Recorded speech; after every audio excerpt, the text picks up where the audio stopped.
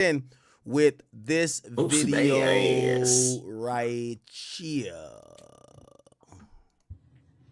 Boy, shut your big pussy ass up, boy. It's good, Nigga, y'all. you done took Part 2 of 15 this niggas' shit. Let's music and go. made a career out of it, nigga. Boy, you a straight bitch. Nigga, let's talk about it. Nigga, you done took 20 niggas' music and made a motherfucking career out of it, nigga. Boy, you's a big old bitch.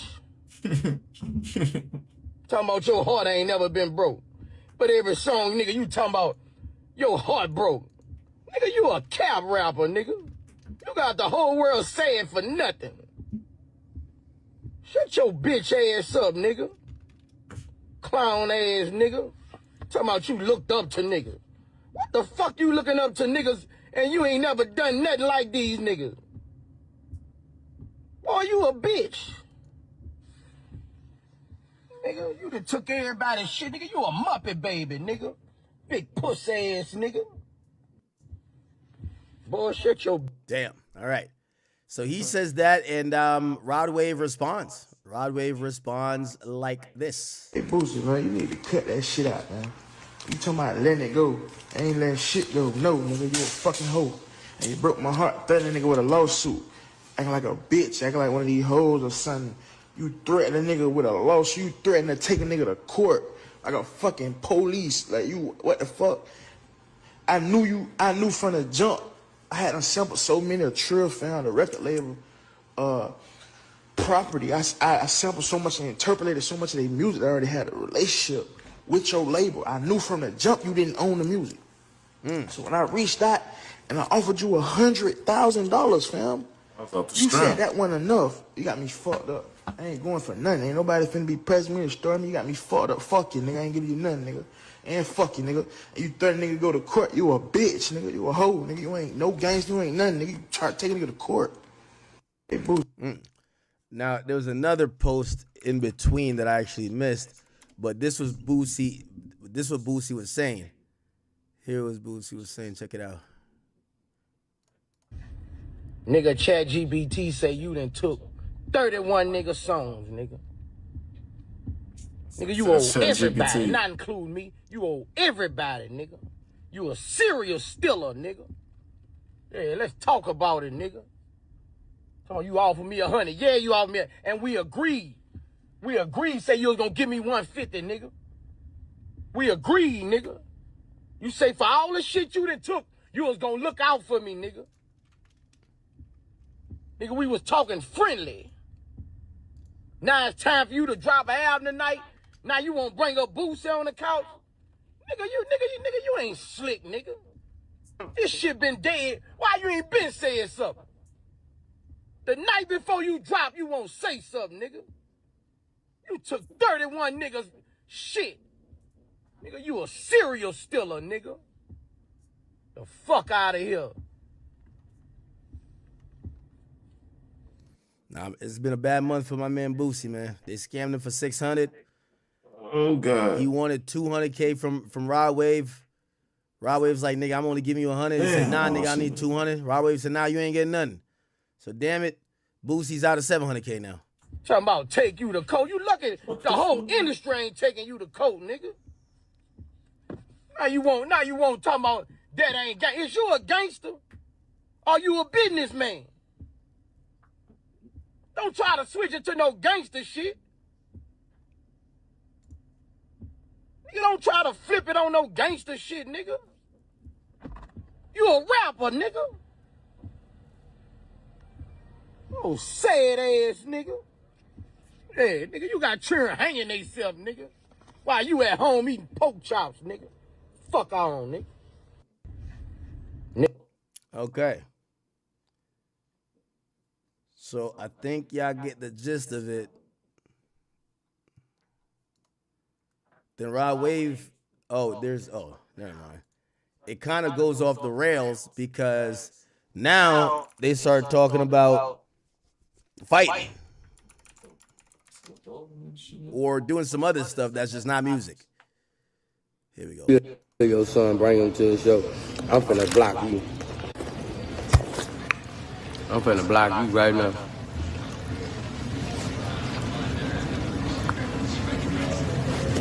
finna block you now before you be next, bro. Man, how you block this dude right here? Wait, In my room. all right, never mind. Let me just play this in. So Rod Wave responded again. He said, Right this. now I'm on a plane. And this is my birthday and shit. Finna get ready to land. But I just wanna, briefly weigh in on stuff that's going on. Cause I've seen the guys, Life Jennings and Boosie and all these people. Oh, yeah, let me show you that before I go in. So when that was posted on the Shade Room, Life Jennings jumped in the group chat. And he jumped in the group chat on some, nigga, I'm owed some money too. So all these niggas is trying to, look, Life Jennings says still ain't paid me yet. I feel you. Okay? So now Rod Wave's addressing all of that. They're all, again, unfortunately, and I can just tell you what I think about this already. Yo, with all due respect, I know y'all OGs, but yo, y'all should try to collaborate with a nigga like Rod Wave. Y'all come from an era where y'all don't own y'all music, man. And when it comes to sampling and shit like that, y'all own viewpoints on either publishing or whatever the case is. Y'all don't own the masters and nothing like that. And then when it comes to clearing these songs, y'all ain't gonna get the big bags you think you're gonna get. Y'all looking at a big bag because Rod Wave is a successful artist. So you thinking about a big bag. And of course, when you hear your song being repurposed, and now you know what's gonna happen. Rod Wave gonna have that whole arena. He does arena tours. He gonna have the whole arena singing a song that's interpolated from your song. And you know what you gonna do? You gonna remember that them ASCAP BMI checks that you getting from that song is pennies on the dollar. In reality, Hold on, Chad. you know what older artists don't take accountability for is that when y'all came in the music business, y'all don't own nothing. You gonna piss me off? Other people own y'all music. These days, I'm seeing artists now kind of be more on their game. But the older artists, yes, I get it. And I'm pretty sure that's how Rod Wave is thinking. That's why it's like, yo, Boosie, I'm about to give you some money, man. I'm going to make millions off of your song. By the way, it's not only Rod Wave making millions off the song. Bro, the people who own your music, Boosie, they're making millions off your song. The same kind of energy you got in campaigning against Rod Wave to bless you or break you off this, nigga, you got to have for the company who own your music. They own your shit. When it comes to sampling, nigga, they're eating lovely.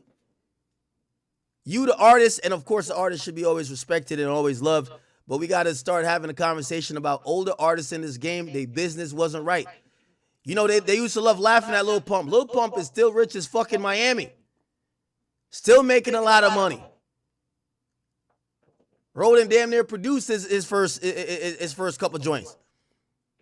Got his business at least in a better place. That's another thing when J. Cole was talking about all that 1985 shit. You can't diss like young artists who might not be as musical talent, but they're coming in this new wave. They came in through social media. It's a whole different ecosystem. A lot of these old artists don't own their music. Their shit is fucked up. And everybody, we have a lot of respect for them, but this is why, nobody want to keep it 100 with him. Boosie should never got to be asking Rod Wave, yo, break me off something, bruh. You using my song, bruh. It's like Delonte West, nigga. You should never be a crackhead at the motherfucking 7-Eleven. Should never happen. There's a lot of mistakes from artists that came in the past, and all these other people, they don't speak on it.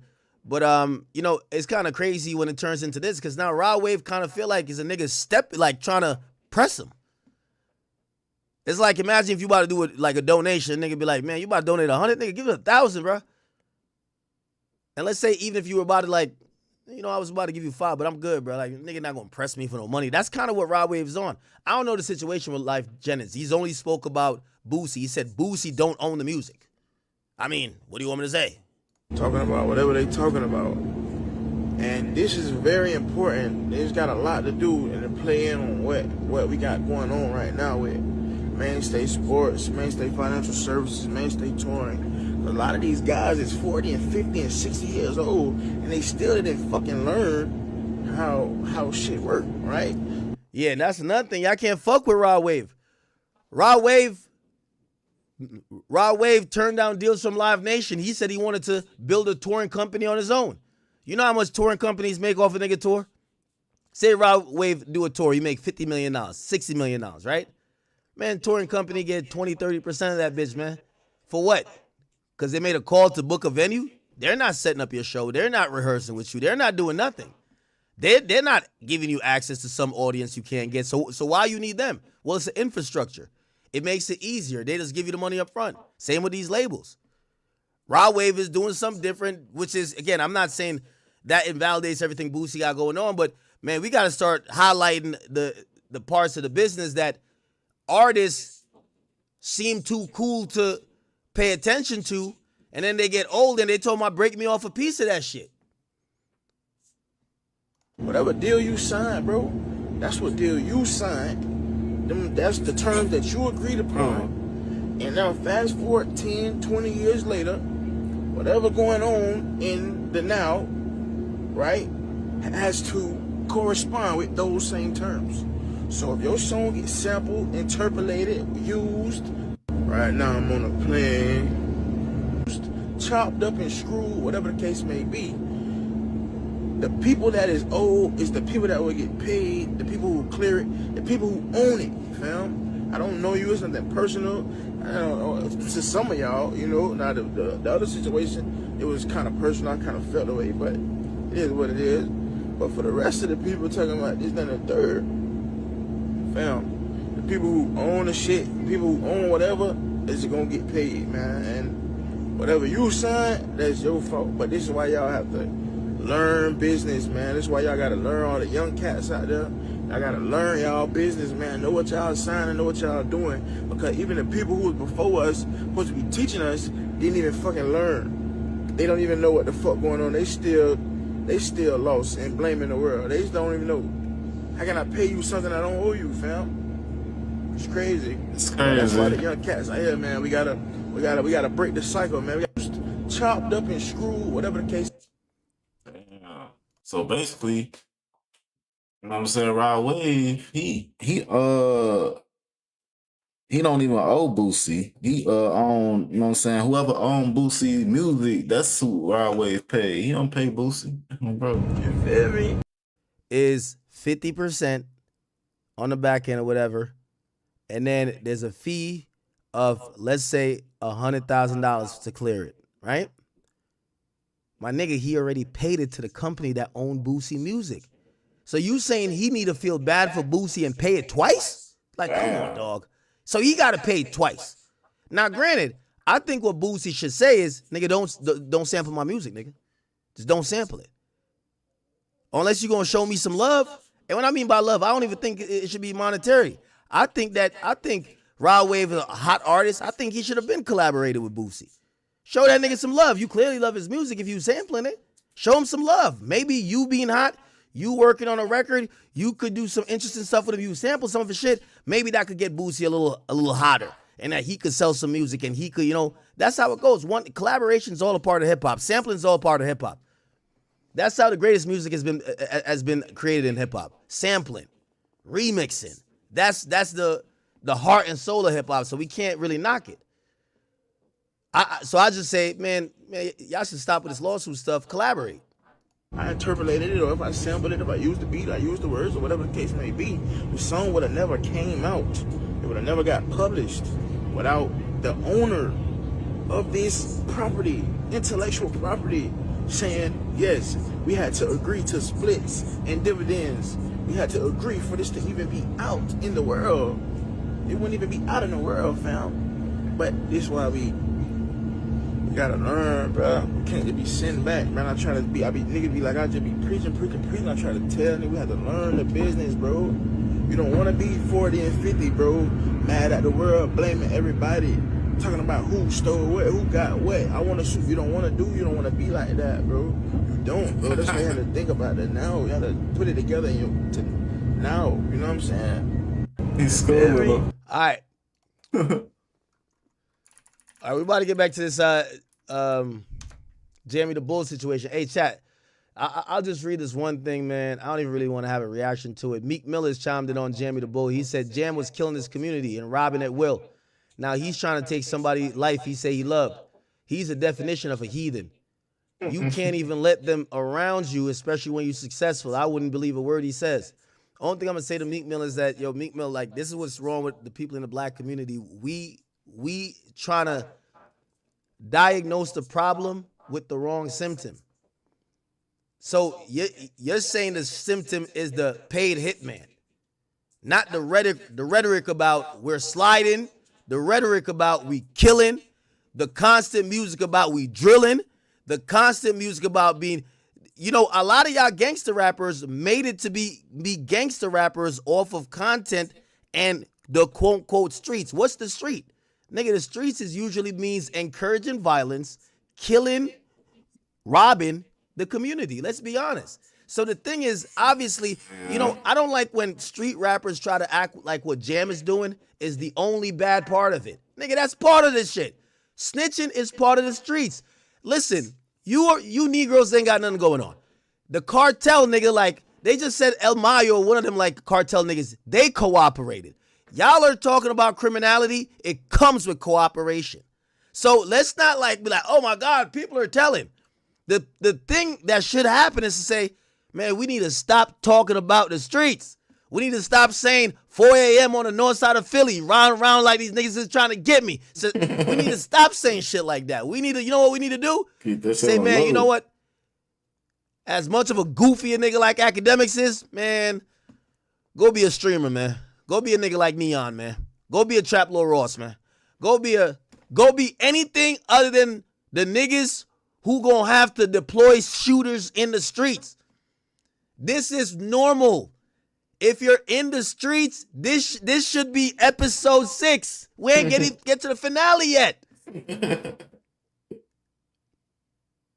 At the end of the day, if you watch this trial and you can't tell that, obviously we're all shocked that this guy supposedly is whatever and he's telling, but if you only shocked by that and you're not shocked by this other shit,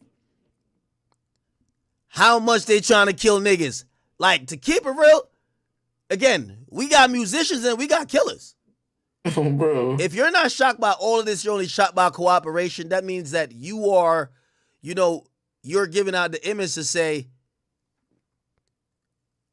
rapping about, because you got to remember how to start, right? Clean up on Alo. We be riding through your block and they don't know we have. Shorty ass got popped, but we ain't claim it. But I could show his ass. Damn. That's how it goes. That's how this is how it started. Like, this didn't start with Jam. We didn't know who Jam was. When we was listening to them songs and hearing niggas getting shot at, we did not know about Jam. Nobody said at those points, yo, niggas gotta stop with the dumb shit, stop with the violence, and stop with the shooting. Now when it's the telling is just the middle of the season. For these things, I don't know why gangster rappers or anybody's acting like this is there's always a cooperative in every gangster street story. There's a killer who goes out guns a-blazing. There's a guy who, he went the other way. There's another guy who, to be honest, he could have went to the league, but he wanted to be a gangster. There's a guy who, you know what? He changed his life. There's a million people who come from those environments. We never call it out. You never hear these gangster rappers talk against it. They talk about certain portions of it. Man, I'm just mad that niggas is snitching. Wait, so you not mad that niggas... Yo, niggas was sending 100 shots at a Circle K, nigga, like at a gas station, 100 shots. Beverly Hills, Beverly Center, 100 shots. None of that is alarming y'all? No? Oh, it's because he's telling now. Come on, man. We got it. Listen, when we selectively call it out, I'm not saying that we all aren't watching and like we're like, but when we selectively act like these are the worst people, the cooperants, we basically keep, ignoring the culture that kind of creates this, which if you want to have a real conversation, have a real conversation. Or if you want to just accept whatever comes with it, accept whatever comes with it. My argument is this. Snitching is as much as the streets as being real is part of the streets. It's a known thing.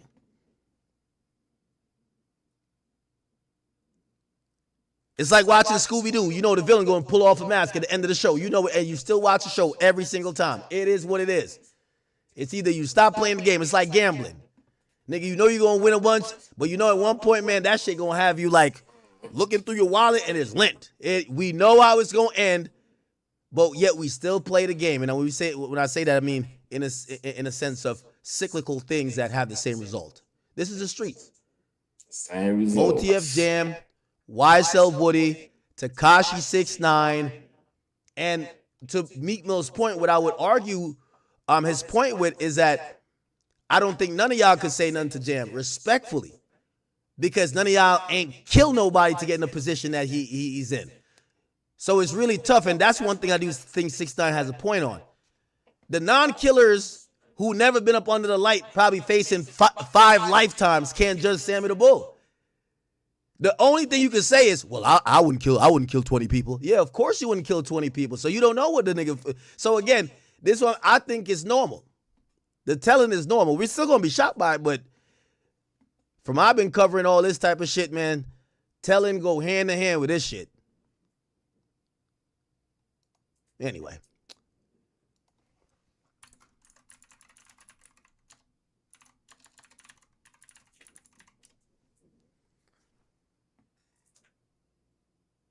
Here we go.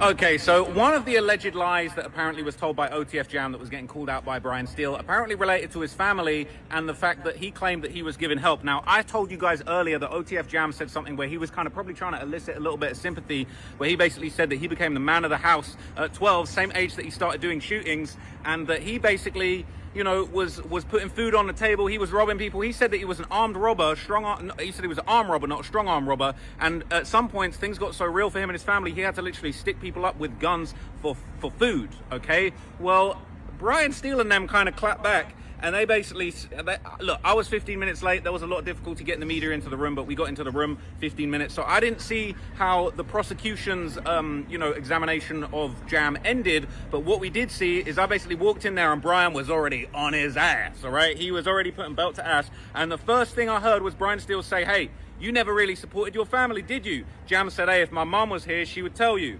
And then basically there were... By the way, I'm not agreeing with that. I don't think that.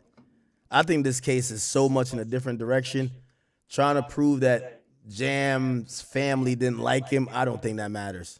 But, you know, I could be wrong. I'm not in the courtroom. A bunch of sidebars, and what was crazy, something was going on. Something improper had been said. They weren't happy about it, and there was a bunch of sidebars. What was crazy, I'm not going to lie, Jam laughed. He was laughing and shaking his head. People were talking about he was shaking his head before. I see that, but hey, people were acting like he was shaking his head like, man, I can't believe I'm telling. Nah, he was laughing, shaking his head, looking at Durk. Him and Durk were looking at each other, smiling at each other. Low-key on some like, yeah, I got you. Like, hey, all right, we're going to see my lawyer finna beat your ass on the stand.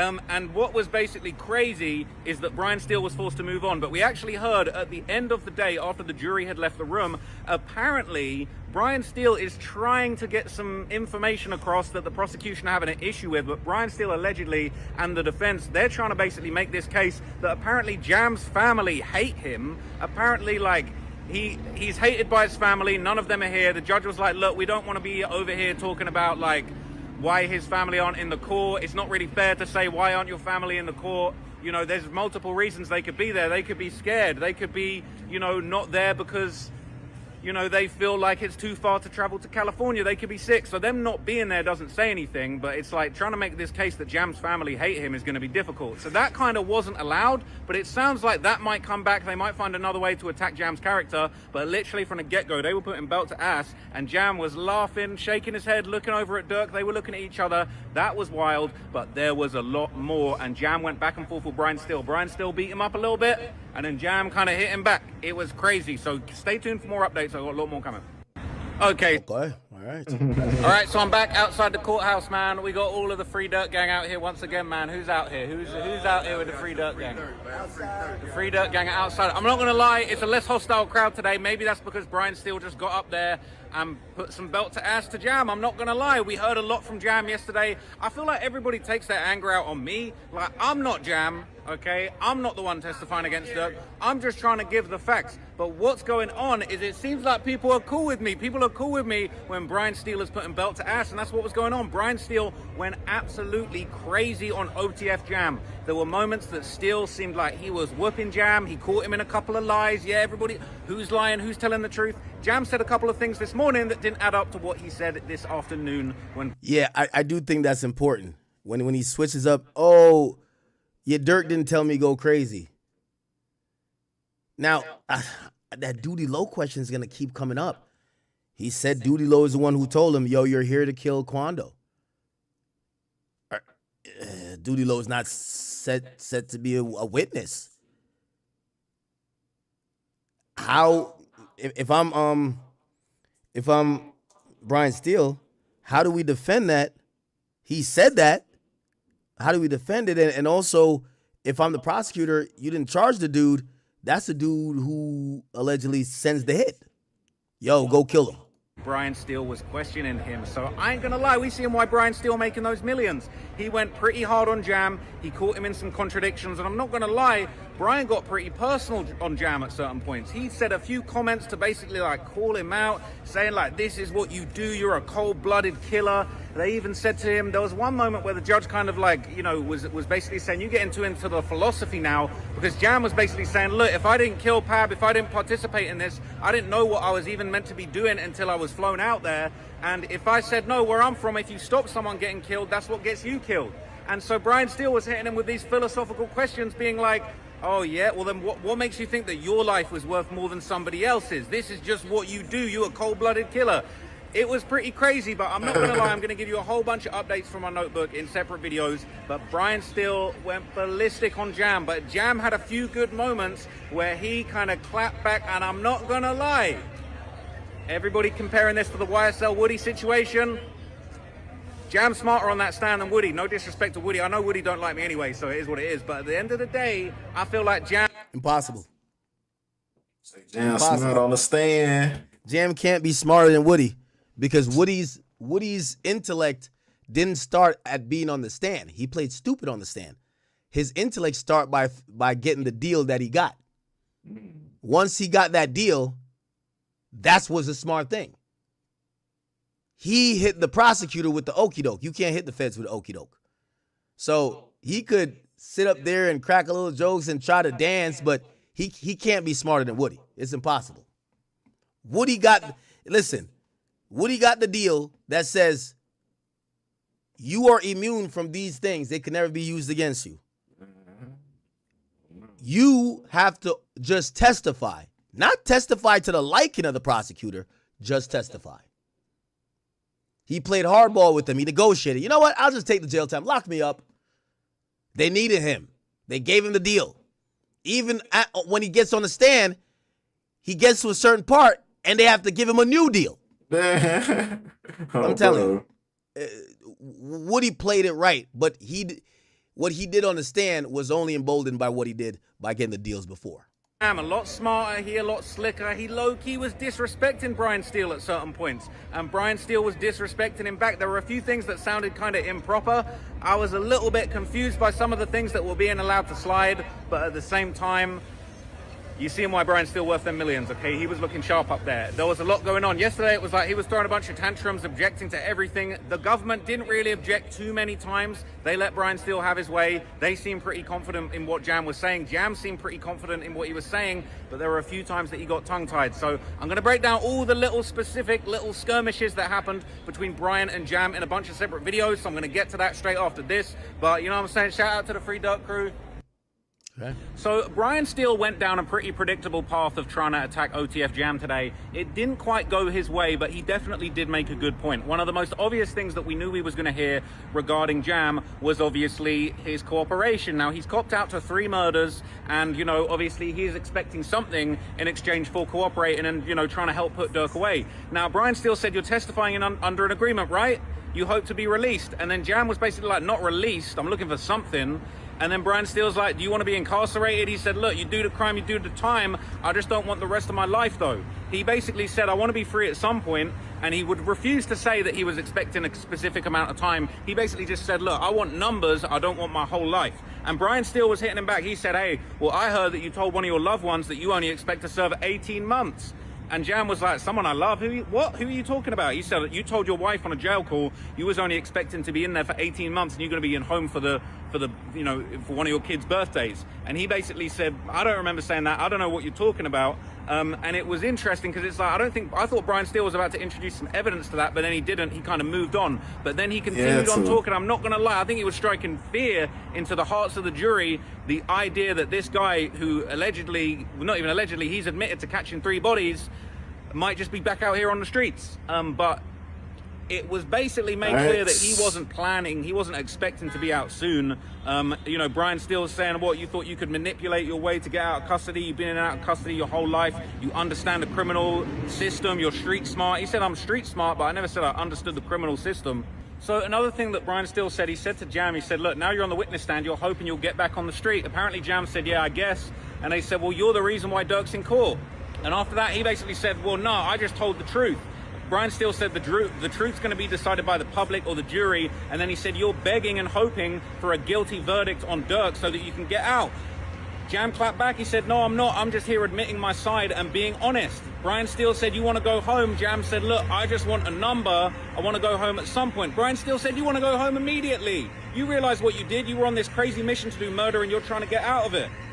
So look, to be honest, I feel like it was kind of very interesting. I feel like maybe Brian still thought that it was going to land harder, this whole thing of like, you're just cooperating to get out of this. But look, Jam was prepared. Jam was coming a lot more prepared than YSL Woody when it came to this questioning. Jam seemed to basically be arguing, look, I'm not expecting to get any specific amount of time. And there was even mentioned afterwards, I think there was one point where Jam I think the government prepped him pretty good. actually said, look, Even though he's so fucked up by saying Durk didn't say it is now Didi. like, judge could give me life if he wants to. Like, I don't know. I've not got any agreement. And so it's going to be very interesting to see what he ends up getting. Apparently, he might still get some time off, even if Durk doesn't get convicted. So that was Brian Steele's angle. I don't think it necessarily landed perfectly, but like, it was interesting. So Brian Steele went down a pretty predictable path of trying to attack OTF Jam today. It did. Okay. So Brian. All right.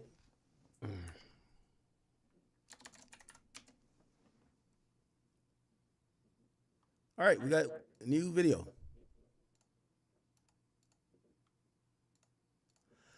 Here we go. Look, live from the trenches, man, with everybody. Listen, Brian Steele just cooked the fuck out of Jam. That goddamn plea deal is as good as tissue paper, bro. Brian Steele was able to bring up a bevy of things. First off, number one, you don't have anything about FaceTime calls and all this shit with Lil Durk.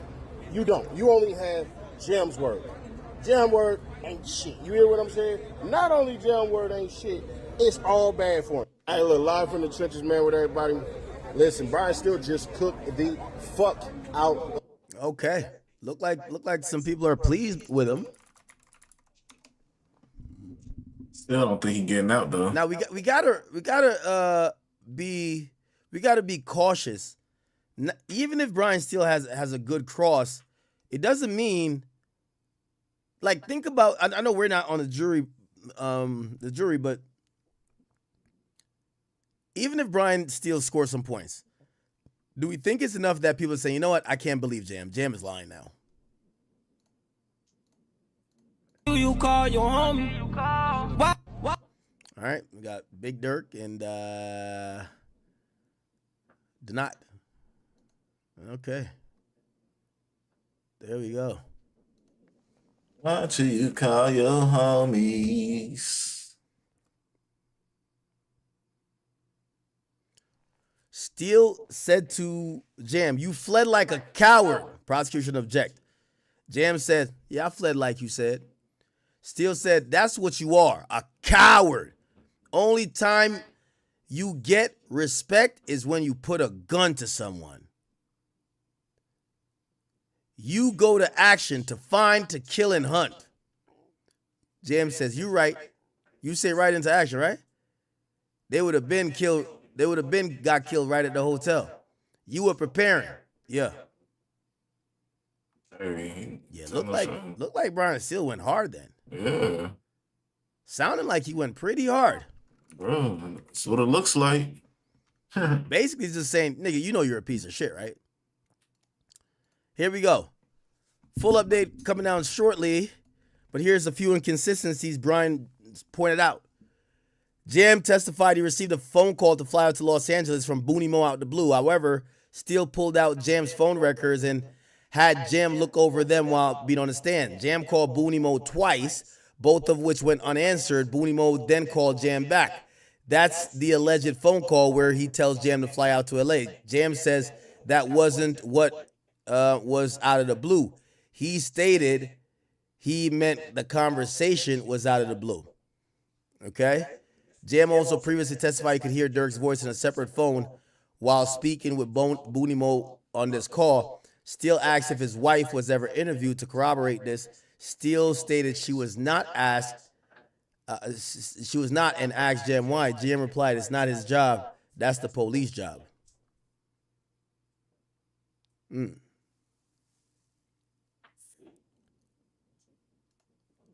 Interesting. Jam, get out that jam, get him 50. He ain't got to ask again. Interesting. We have no idea if, here we go. We have no idea if Kanye stayed for the whole trial.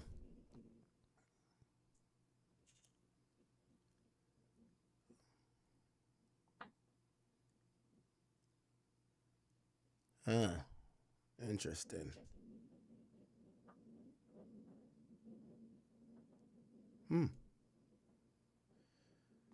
Very interesting, y'all.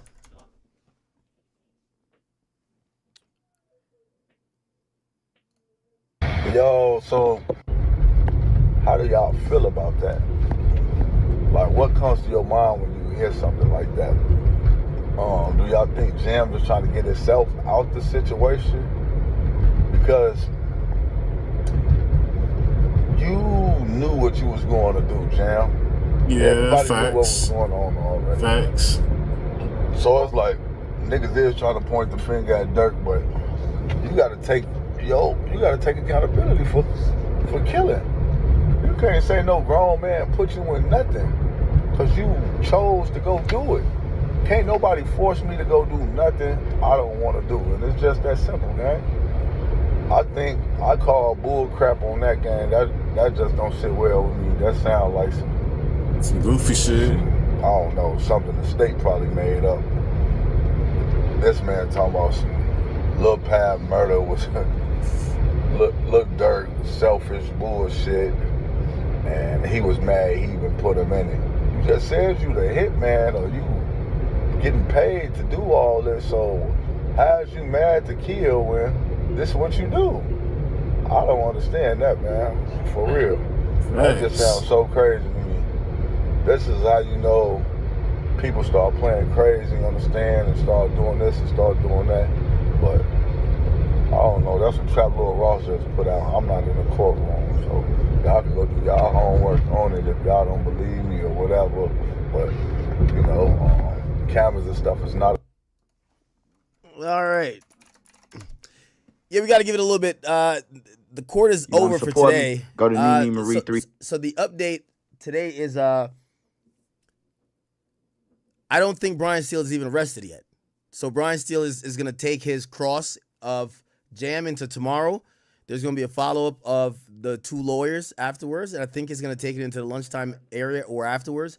And then I would imagine Vonnie would take the stand, but not too sure. They might bring on maybe another expert or someone else that could probably like preempt Vonnie to help set up what he's going to say.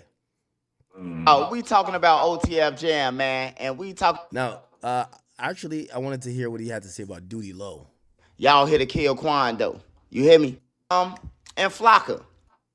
It's outside the building, smoking vapes, listening to all the music that they playing on Durk, Federal Nightmares. Don't get no lawyer if your homie told outside the federal building, man. And he looking like he aging, man. Duty Low looked like he was like when Durk was out. Yo, this nigga hate Duty Low, bro. Duty Low looked like he was about a good 30 ball, 30, 35, you know.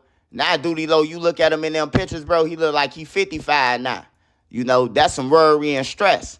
He outside the court building, and your name is involved. First of all, I never seen no gang members, no real gang members, go to no damn federal building or go to a police station if they ain't being charged. Hey, look, they sending hypes up there. They sending hypes up there to bond people out or females. They ain't going up there, bro. The thugs, like.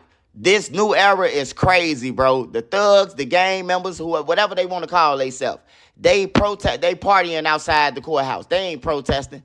They ain't saying free Durkee innocent. You know what I'm talking about? They ain't doing none of that. They are listening to the music that they charging this man with, and they outside, and they think the people ain't watching. But just by Duty Low name being involved that deep and like nothing.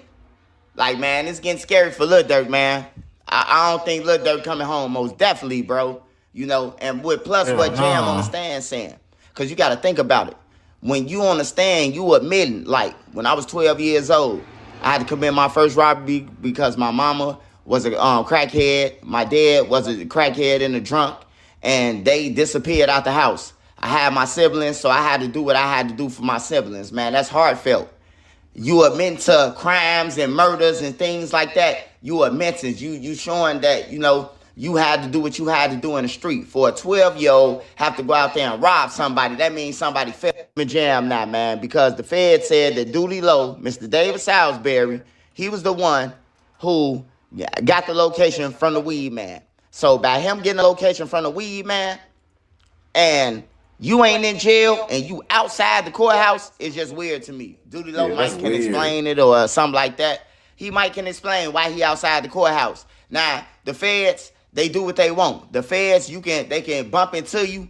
You can tell them you don't want to be in no paperwork. You give them all the information. They grab somebody else and they flip and you out the way. He could have did that. I don't know, man. So that would be called a proffer. But it is weird that you will be in a paperwork, and once they said your name, you back out here with Kanye West kicking the bobos. Your man upstairs fighting for his life. You the one gave up the location. He know that. That's you know crazy. That. Jam them know that. Jam on the stand, and your ass outside parlaying like you ain't got nothing to do with it, bro. You ain't in Italy, Spain, Rome. You supposed to be out of town right now, Mr. Clean. But as long as you sit in front of that court building, man, it's going to look real suspicious, man, that you the one who dropped the location with number 4. Number 4 and the weed man, y'all had dealings.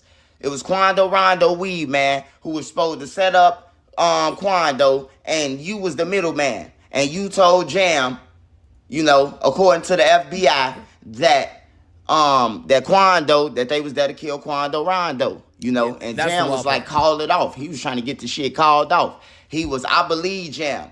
When you from Chicago, bro, and you be watching California on TV, like, you know, how they coming with the helicopters and all that shit. Bad boys, what you gonna do? You know, California chase you. All the California shows that we watch in Chicago, we used to watch that shit on Fridays and shit, Thursdays. Cops in California, where they chasing motherfuckers with the helicopters and the cars. They ain't playing. So I believe Jam, he thought about it like, man, we don't even know this area. We don't know none of this shit. Let me call Smirk. He went answer. Smirk don't want to talk to nobody. You know? And then Jam is right. If you don't go along with it, motherfucker gonna kill you because you know the plan now. So Jam ain't stupid. You know? Y'all can say what y'all want to, man. But I think all outside the box. And until somebody can explain to me how Mr. Salisbury is outside when the feds clearly just told all of us. Maybe I heard it wrong.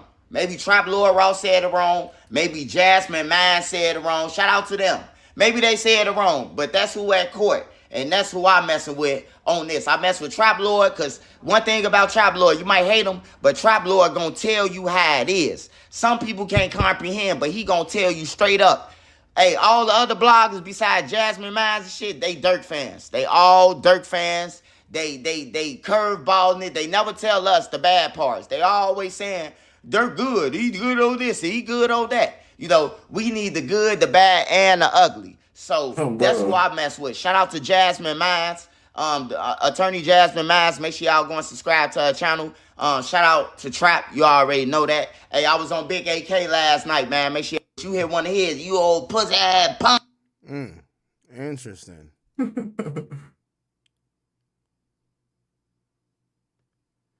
Yeah, some steel was getting in this guy's ass. I can't even lie.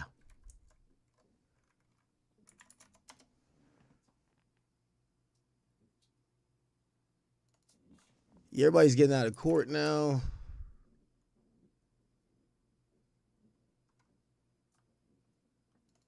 All right. Lawyer for Workers is not even at the court today. It's kind of an interesting day because it was the second day. It's the second day that Jam was on the stand. But look like once you've seen him on the stand the first day, you're like, all right, man, this shit is real. That's when the real trial started. Seeing Jam on the stand or Jam taking the stand.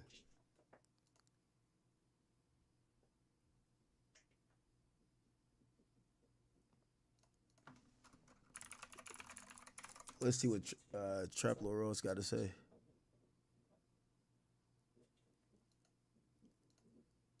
The crazy moment in court when Brian Steele was cross-examining OTF Jam, and Brian Steele was definitely putting in some work. He was really doing his best to trash Jam's character, and he got off some very interesting points. He obviously got him to, retell the situation where he had allegedly done like hundreds of armed robberies, over 100 armed robberies. And he basically very dramatically retold the story of OTF Jam's first alleged body when he was 17. He basically said, and it was very interesting, he was talking about, you do armed robbery, you take advantage of situations for your benefit. Jam said, you got to explain what you mean a bit better. It's so funny because then Brian Steele said, well, look, you might want to take my watch. And then Jam said, I never stole a watch in my life. You just made up a story. What are you talking about? So OTF Jam was a lot more feisty on the stand than other people that we've seen. But Brian Steele basically told the story very dramatically. Obviously, he's very good at telling stories and building a narrative. He said at 17, you went to a store, you locked the door, you trapped your victim with you and your armed friend. Jam clapped back. He said, nah, it was only me that was armed. He said you had your gun loaded. You didn't know if the person in there had a family. You knew nothing. You just wanted to get what you wanted. And he said that when that clerk didn't want to be under your control, what did you do? Jam said, I killed him. And Brian Steele said, not just that, you blew his brains out. That was very, very dramatic, but obviously I see what he's trying to explain. Now, Brian Steele said when you blew his brains out, Jam said, yeah, I blew his brains out. When Brian Steele went on, he said, did the brains get all over you and the gun? And Jam went, well, no, that's not what happened. So Brian Steele painting this picture and Jam kind of like, bro, that's not how it went down. There wasn't no brains on me and the gun. Like, that's crazy. But then Brian Steele said, that's what you do. After he said you blow people's brains out, that's what you do. Jam said, well, that's just your opinion. And he said, you let him lay and linger. And Jam was like, what are you trying to say? I didn't do CPR? But Brian Steele, he basically said, you slaughtered a human, you took his property, and he drove back to Chicago and bragged. And Jam said, I didn't brag about it. Brian said, you thought about it? Jam said, I actually did. They said, what did you do about it? And he said, I thought about it and I called a gang meeting. They said, you ever meet with the victim's family? He said, nah. Brian Steele said, you just went on with your life. It didn't bother you. And he said, no, it did bother me. That's why I called a gang meeting. But then that was dramatically followed by him saying, you killed other people. Jam said, who? He said, Lil Dean. Jam said, you know I didn't murder him, right? And then suddenly there was a sidebar. That kind of kicked off a whole fury in the courtroom. There was then a private conversation. After that, it was made clear, basically they went back and forth. And Jam said, this was a kidnap resulting in death. I pled guilty, but I didn't pull the gun. I didn't kill him. I didn't even see him get shot. And later on, Brian Steele asked him about the Lil Pab incident and basically said, you flew out there, you didn't know, but when you were told in Hooters that you were going to kill Quando, you went along with it. Brian Steele said, murder is in your heart. It was crazy. And Jam laughed and he just went, no, it's not. And Brian said, you don't care who you hurt. He said, yes, I do. So Jam's saying that he got a heart, even though he got 3 bodies. And, he's still out here. So there was a crazy moment in court when... Yeah, Jam is kind of using like a strategy of kind of like, it's clear Brian Steele is trying to get him triggered, try to get him off, because he kind of seems, he tried to be contrite the first day, but he seems kind of comfortable now. And the idea here is, you know what? The idea here is we got to get him frazzled that we could get him to slip up. It's clear Brian Steele has identified this motherfucker has rehearsed with the government and he's going off exactly how they told him to act. I gotta start hitting him with some trigger lines. Yo, you know you ain't giving a fuck about your kids. Come on, man. You're a demon. Like, come on, you don't care about anything. Like, you know you're kind of stupid. Like, he's trying to trigger him. You could tell. He's trying to trigger him, for sure. And Brian Steele was cross-examining OTF Jam, and Brian Steele was definitely putting... Yeah, he's definitely trying to trigger him. I can't lie.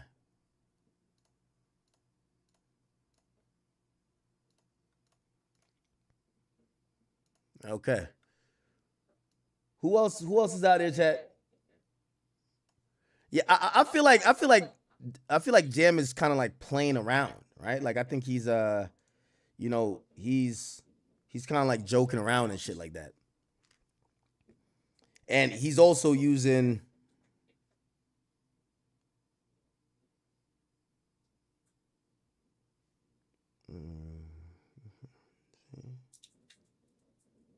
hey, give me 1 second.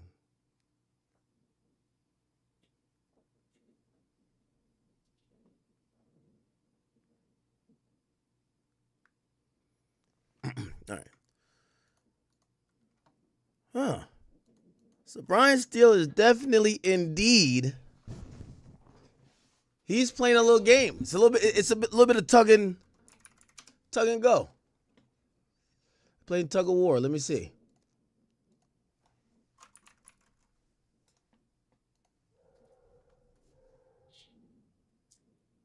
Okay, we've seen that update. Cousin Tino should be out of court again. Yeah, I think we got the latest update. I'm pretty sure Trap is gonna make a couple more videos. I do like how this guy Blackshire tweets. He tweets like he tweets these quotes that definitely is gonna be in the they're gonna be in the transcript, but he always like puts it the really important shit that has details that we could like add on to. So all right, I don't know. Mimo 600 was trying to call me today. He claimed he had King Von's mom and sister on the phone. Yo, Mimo.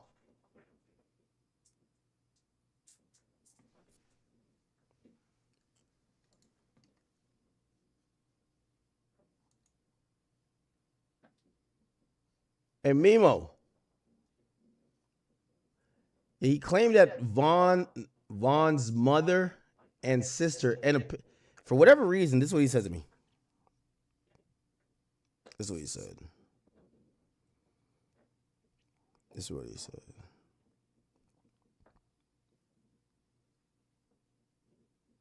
Ain't that nigga still locked up though, Mimo? I think he locked up. He says, send me, okay. I got something. Von mama and sister is here. And his real sister, not Kayla. Is Kayla not Von's real sister? I didn't know that. I don't know that. What's going on? And I wanted to bring something to your attention. You know, some of these guys, or Jam, yeah, they snitching? I mean, I don't know, because early in the year, I'd probably say yeah, but I know Boogie ain't no, you know, so they probably moving their shit a different way, you know? So I fuck with Boogie 100%, and I know folks thorough, you know? So. Okay. I want to tell you guys about a way to make some extra money all from your phone that is 100. Q has something real interesting to say. They say that whomever they protected witness is, witness number 2, they brought Whack 100 and 6ix9ine into the case. They said Whack 100 and 6ix9ine basically tricked Lil Durk out of his position by blowing up and hyping Durk on the Slide for Von campaign. He said they pretty much just attacked him for not sliding for King Von, and the confidential witness say he gonna testify. Do you think that's a big part of why they want to get back? I feel like the only person can trick you out of your position is yourself, bro. Sticks and stones may break your bones, you know? Words ain't shit, bro. You could be the only one to trick yourself out your position, bro. Y'all think they the only people that troll, bro, in his lifetime? He know how to ignore that shit, bro. So I want to visit something going back, man. The case looks like, you know, man, it's a lot of finger point going on. It even looked like Durk potentially might be pointing the finger at somebody or allegedly snitching. Did you see any of that? Yeah, I seen the shit. I seen the same shit y'all saw on social media. I don't know, bro. I'm sitting back watching just like everybody else, you know? Like, it's a tactic for everything, though. There ain't no finger pointing without, you know, they know what they know. It's a tactical move by their lawyers to protect their client? That's all. Okay. Man, but you know, in the street world, and you know how this go, Mimo, you know, if you're supposed to be a stand-up guy, man, they say made man don't make any statements. Look, so just like this ain't our first interview. We did like 5 or 6 of them bitches. Just like I was in here saying Gunna was bogus for what he did. This basically the similar situation, but even worse because there's murder involved and names said. Gunna ain't say no names. He just said, yeah, we a gang. Ooh, like, you know. So I can't sit here and say folks ain't wrong. If I said Gunna was wrong, that mean I'm, you know, bro. But we gonna sit back and see how this shit play out. Like, you know, it's just the first day, so I can't just off the back just go and say, you know. Yeah, but I mean, it's gonna be a perception. It looks like either way, whether once you say it in open court, you know, once you point the finger at one man, that means they can point the finger back at you. And that's generally how it go in an open court, which is unfortunate if you have to This is the most silliest conversation. Do that, but that's how it goes. You know what I mean? In most of these cases, when it's all said and done, it's every man for himself. Exactly. So you think Durk has a right to fight for himself? Of course. Everybody got the right to fight for themselves. Same way Gunna fought for himself. Same way Thug fought for himself when he went in that interrogation room saying what he said. I want to switch the subject. I want to talk about, they got a co-conspirator number 5. That's Boonie Mo. All right.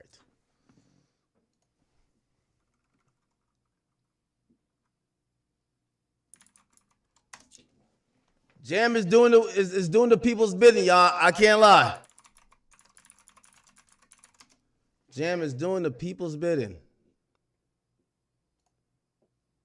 I ain't gonna lie, yo. We gotta shout out to Trap, man. Trap, the only nigga who content-wise keep us going. There were some pretty insane claims about disrespect that Jam had apparently showed to Durk when he was being cross-examined by Brian Steele. Now look, I don't know how true this was, and Jam denied everything. But Brian Steele made a very interesting point, right? And you could tell he was onto some shit, because Brian Steele basically brought up a woman's name. I won't say her name, all right, because it's not really important. But he basically said, you came back out of jail, you said you had no money, Durk sorted you out some clothes, and you put your parole to an address. It was a woman's address. Brian Steele said the name, and Jam laughed. He went, yeah. They said, you lived at her house. He said, look, I used her crib as a parole site, but I wasn't really living there. And they basically said you had a sexual relationship. He said we hooked up once, all right? Jam's basically saying like, look, something was going on with me and her, all right? So Brian Steele basically said, look, you think she's a good person, right? Yeah. Jam said, yeah, she's a good person. And then Brian Steele dropped the ball. Now, Brian Steele's going also, he's taking the approach of, this is a long way to cook somebody, right? Like, you know, he's asking certain questions because like when I hear that, I'm like, where's this going, right? Like that's my first thing, like where's this going? But Brian Steele is kind of setting everything up. He's setting it up. He said, did you tell her that Durk is your bitch? He said, I never said that. And then Brian Steele said, you told her Durk is a hoe. He said, never. Oh, okay. I see where it's going. Brian Steele got these people as the defense witness. Yes. That girl is a defense witness. Who's going to say, oh, yeah, OTF Jam was always talking shit about Durk. He was jealous of Durk.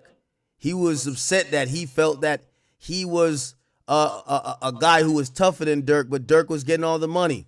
He hated that Durk, you know, sometimes when the answer is whatever it is, you could tell. And then Brian Steele said by the time you got out, Durk's career was booming. And you said that he owes you because he used your name in so many songs. He basically, Jam kind of kicked off. He was like, that makes no sense. How could I be responsible? How could I be claiming that I was responsible for his success? He only mentioned me in a couple of songs. They weren't even his biggest songs. That ain't making no sense. He was clapping back at Brian Steele. Then Brian Steele said, I know. This was crazy. He was like, this ain't making no sense. Brian Steele was like, I know, you often don't make sense. It was like, oh, that was a burn. Brian Steele then clapped back. He said, you said that Durk works for you. Jam said, no, I didn't. He said, you said that you were going to get rich from Durk. He said, no. He basically said, you were in a studio in Atlanta. Durk took you and others to that private room, and that's when they told you Quando has to be killed. So it was kind of like he set him up with a bunch of stuff that he was going to then deny, and then he hit him with the big doozy, which was obviously this whole thing about, you know, Durk had said that there was $1 million bounty, all of that kind of stuff. And basically, he was saying that, you know, that's what you said in your testimony, right? But you didn't say it in your interview. Now, that was crazy. He kind of caught him in a lie. And then they played a segment of a recorded federal interview with OTF Jam. And basically, he said that Durk had actually never spoken to him about Quando, never spoken to him about no bounty, that they hadn't had the conversation about that before the murder. It was a big contradiction, and it made Jam look really bad. In light of all the stuff that he had just said, they brought up a bunch of statements of... Okay, so I see what the strategy here is for Mr. Steele. He's gonna have to somehow. So he's trying to basically saying, you were jealous of Durk, you a secret hater, everybody dislikes you, you're a slimy guy, no loyalty, no nothing. You would throw someone under the bus if that meant you would come home. I guess what Brian Steele has to do is he has to try to attack the motive part of it. He has to attack the motive part, other than saying that, oh, yeah, Jam is trying to come home, right?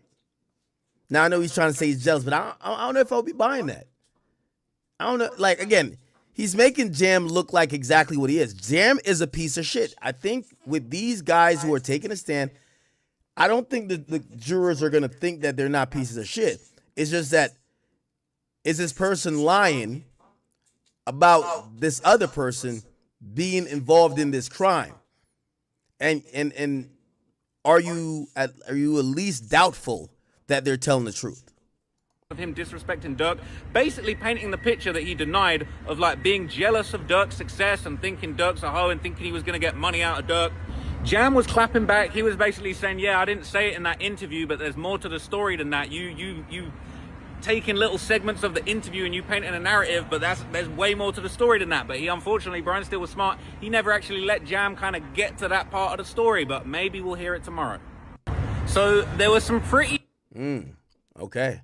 So all right, so look, one of the interesting things that came up was kind of this big argument that OTF Jam was trying to make, that he didn't really want to murder Quando Rondo. Obviously, it ended up killing Lil Pab. That he didn't really want to do it. He didn't get told until he landed in California that that's what they were there for. That's the purpose that they were there for.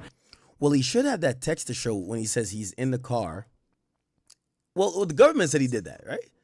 When he's in the car and he texts the other car and he says, yo, should probably not do this. This guy, these guys are scared. And he kept making this argument that, like, if I didn't go along with it, where I'm from, if you stop someone killing someone, that gets you killed. Now, Brian Steele had a lot to say about that. He's saying that the facts don't really match up. He's saying that you didn't backtrack, you didn't try and stop, you had no hesitation. You landed in California, got told the plan, and your to-do list was one thing: murder. And it was interesting because he was like, look, you only even opened up and kind of, cooperated about this when you got arrested for a gun and you was trying to get out that jam. He was saying you didn't self-surrender. Your guilty conscience didn't get the better of you and cause you to walk into a police station. And he basically went on to say you didn't try and stop it. He said, I texted Dee Dee. I was trying to stop it. I didn't say stop it, but I was trying to say it's too hot. These guys ain't prepared. We don't know these guys like that. And basically, they're saying, why didn't you stop it? You're meant to be a high-ranking BD minister. You're the highest, most dangerous rank. Interesting. What's going on with the Knot? The Knot made a post, man. Looked like maybe some beef going on there. The Knot says, anybody mentions Trap Lord Ross in my comment section again, getting blocked, man. He's a regular white dude with a large YouTube platform. That's it. I live around people who actually work in Hollywood, actors, producers, writers, and people working behind the scenes. A big follower count does not make somebody superior to me. I am not participating in celebrity worship because someone has YouTube numbers. Social media already has enough people with zero social skills acting like internet popularity is real world hierarchy. I refuse to let some dude from across the pond make it seem like he's above me. Absolutely not. Stop bringing that man to my page. He's no longer exists over here. And all black creators covering Lil Durk trial need to get on code and pay him dust. Wait, how they beefing with Trap Lord? What's going on? Damn, bullshit. Somebody said America first. I don't know what the beef is.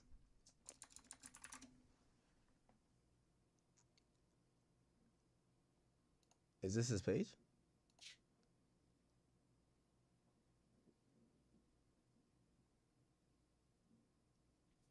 Oh.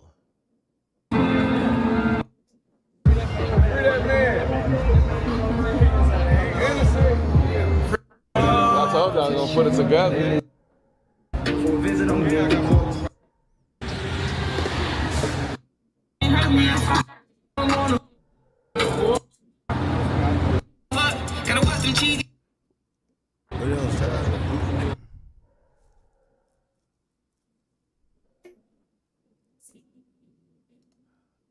Got Brian Stills. Now I just say out there. we got bigger stuff to work on now. You know what I'm saying? We got. Ain't all my money coming. Don't tell me they're looking at Trap like Trap. You getting too much clout out here, nigga. That nigga Trap Lil Ross getting too much clout, bruv. I don't think it's because he's white, though. Like, I actually do not think it's because he's white. Trap has just covered this stuff, like, more than everybody else. Bro, Trap is dropping clips right now. Was Booney Mo? That's not what I heard in the courtroom, but hey, who knows? I could be getting in a black truck at San Diego airport. Jam said something funny. He said, we didn't take no orders from Vonnie. He's a nobody, all right? He just gives us stuff. He don't tell us what to do. And then basically what it sounds like is that Boogie and Jam, they left San Diego airport and went to a local Hooters. And that's when they spoke to Doody Low. And it was basically confirmed at this point that Doody Low was co-conspirator 4. He was the one that gave the location to Quando Rondo. Some people are putting it out there that it was Booney Mo. That's not what I heard in the courtroom, but hey, who knows? I could be getting screamed at by Durk's team tomorrow about that, but I'm just going by my notes and what they said. Basically, apparently Doody Low, and it's crazy that his last name is Low. It's not his real last name, but Low. Bro, he the one giving the low, allegedly. He apparently let Jam and them know that somebody at a weed dispensary that Quando was going to buy some weed from had basically told them, and the plan was to catch Quando and kill him and use this kind of weed purchase thing as a way of kind of, getting the drop on him. They said previously they'd got some information about where Quando was from, but it was unsuccessful. They weren't basically able to kill him like they had hoped to. Now, this was where the testimony got insane. And shout out to Doody Low. I've got no problems with Doody Low. Jam doing a lot of telling on Doody Low. That's all I know. Okay. Basically, Doody Low got on FaceTime with Jam and Boogie while they were in Hooters. They said they FaceTimed Jam and Aza, and basically they said Doody knows where Quando is going to be while he's staying in LA, knows his flight info. Doody was in tune with the dude that was supposed to sell Quando weed, and somebody gave the location to Doody where Quando was staying. Jam said, it's not something I wanted to do, but I thought, damn, I'm here now. It's basically been dropped on him that you've got to do this murder in California. He said, I can't get away, so I just went along with the plan. He said, where I'm from, you don't stop nobody killing somebody. That's what gets you killed. He said, they will get mad and think you're the police. He explained that he didn't consider the Quando situation his beef.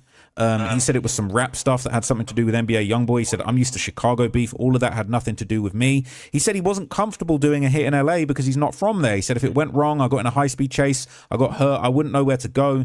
He said, I've been in high-speed chases in Chicago and I know the way. It helps. He explained, look, King Von got into it with NBA Youngboy. It didn't even have nothing to do with Von. Von was just riding for his homie and basically, took off on Quando and just created all this situation. It was none of their business. And he said, I didn't feel like I should have slid for Von. Von wasn't even from my block. He wasn't my homie. We didn't kick it. I didn't love him. But he said, but me and Boogie basically, once Doody Low told us we were here to kill Quando, he said, we just looked at each other and said, after Doody told them that they were in California to kill Quando. So basically, Boogie would then be joined by Didi, Flocker, aka Jones, and the CVL shorty, which obviously David Lindsay, who's in the courtroom, but Jam kept saying, I only know him as just the CVL shorty. And they showed the picture of Flocker. He explained that he met him in juvie. They used to fight together. He said, we used to beat people's ass together. He kind of laughed when he said that, and he said, oh, I'm sorry, to the judge, I'm sorry. He said, when I came back from prison, I used to see Flocker on Dee Dee's block. We never really texted much or called before the shooting, but he was aware who he was. He said he had no idea who Lindsay was or the CVL shorty. He said he got out of prison and hung out with OTF. I never really saw them. He said Flocker knew Dee Dee, but I didn't really know what he had going on. And he said they got a Sprinter bus for us from San Diego. Jam, Boogie, Dee Dee, Flocker, and the CVL shorty, Lindsay. They all got in there. And they said they might have gone from Hooters to the airport. He was sort of a little bit misremembering, but he was basically saying, I think we went back from Hooters to the airport and then got in the Sprinter with everybody else who landed on the later flight. Yeah, so it looked like he gets at the airport. They kind of go get something to eat. They're waiting for the word. He's confused. He doesn't know what they're doing. He's like, yo, what's the plan? What's the plan? Jam kept saying, what's the plan? And basically, he goes back to the airport. They get in the Sprinter. And he gets confirmation, though, before, because I guess Boogie was there at that time. Yo, you're here to kill somebody.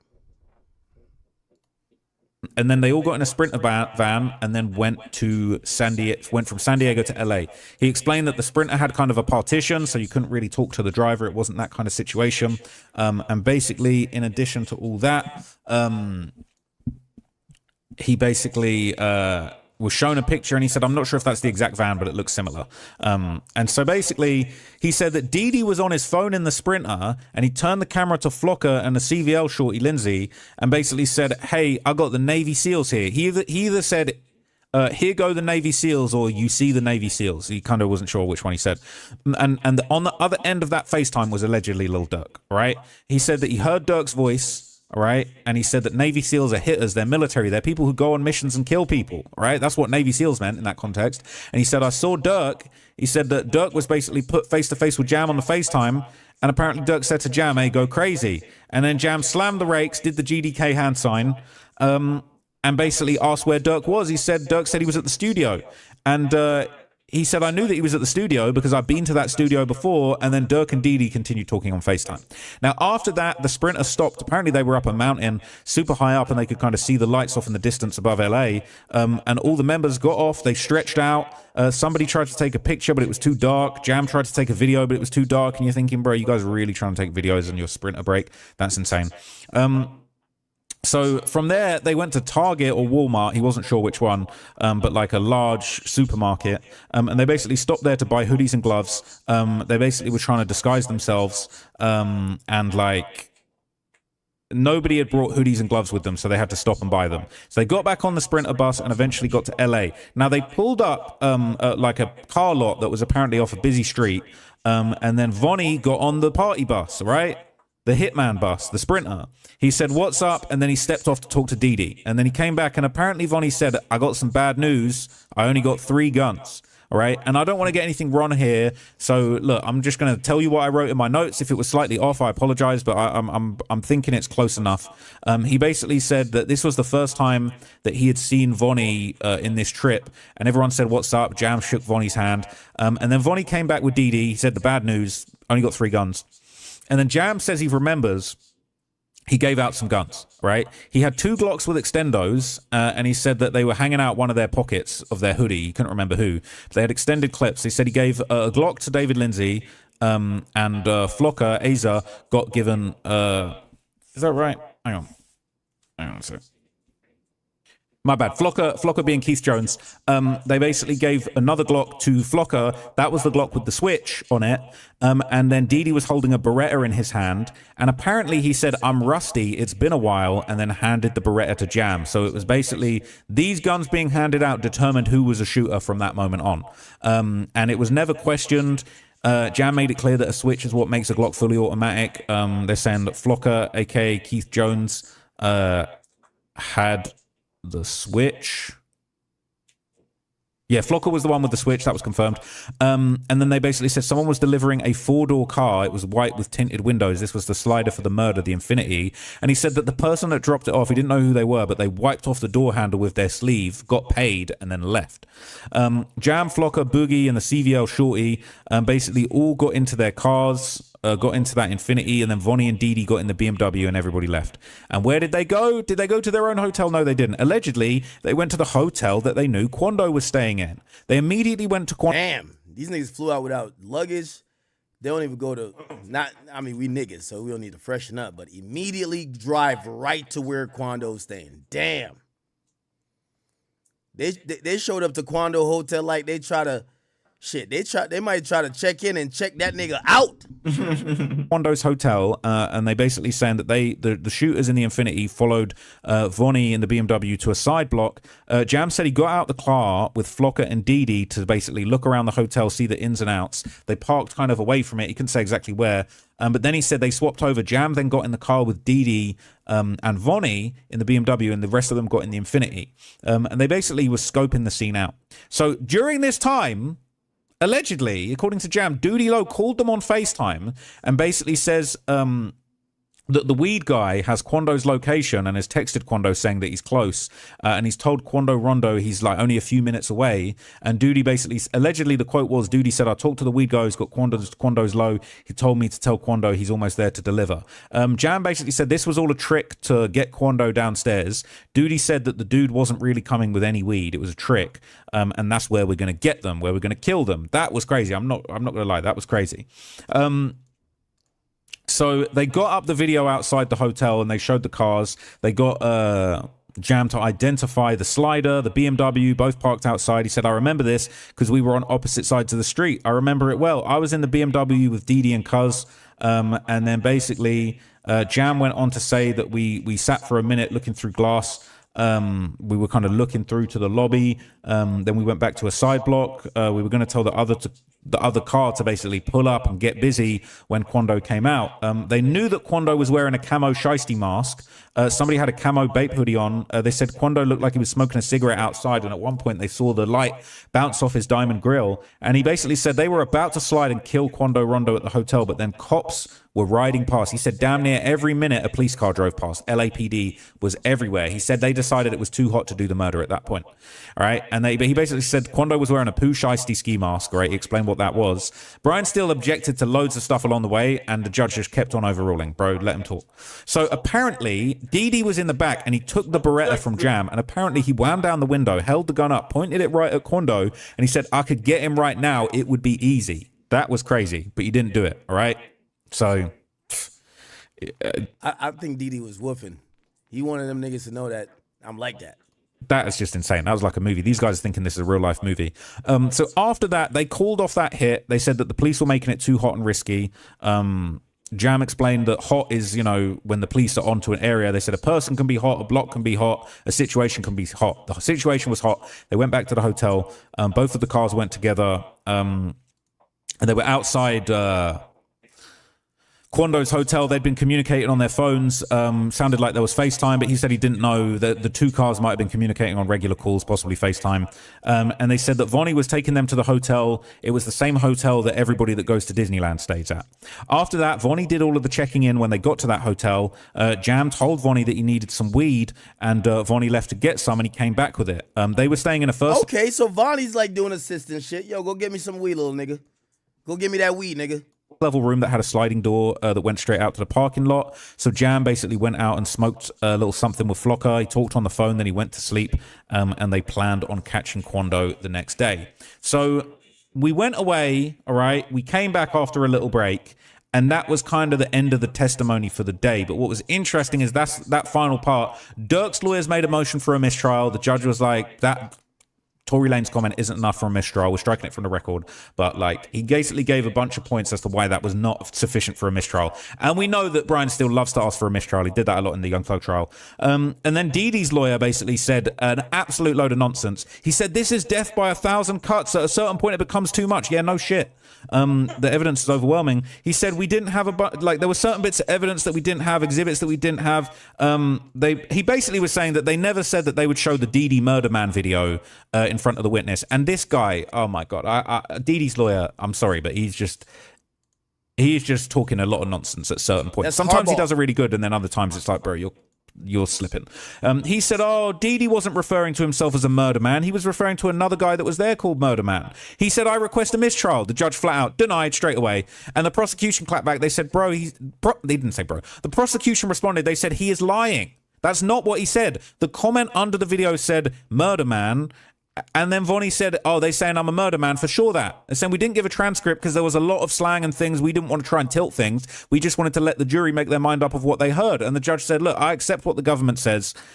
We're not having this nonsense, right? And I was thinking, bro, we all heard Dee Dee plain as day say that, yeah, they say I'm a murder man. Yeah, true that. The idea that it's like, oh, they were talking about someone else that was a murder man. No, absolute cap. All right. Absolute cap. So it sounded like there were actually going to be some conversations that would be going on behind the scenes related to co-conspirator 6, who I believe was THF Bezu. And I think it sounds like they're worried about Jam or other witnesses telling the court things that Bezu said because Bezu is no longer alive. Also, at the end, I would say that Durk kind of put on, once sort of everything was wrapped up, Durk put on like a big fake smile like he's done a few times. But Brian still looked pissed. He looked livid. He looked really angry. So look, no disrespect. I do think that they had a bad day in court.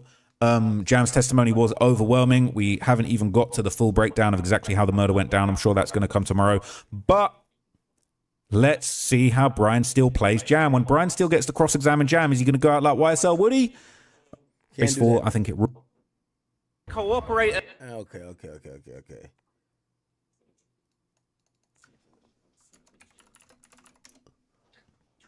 Good shit, my man.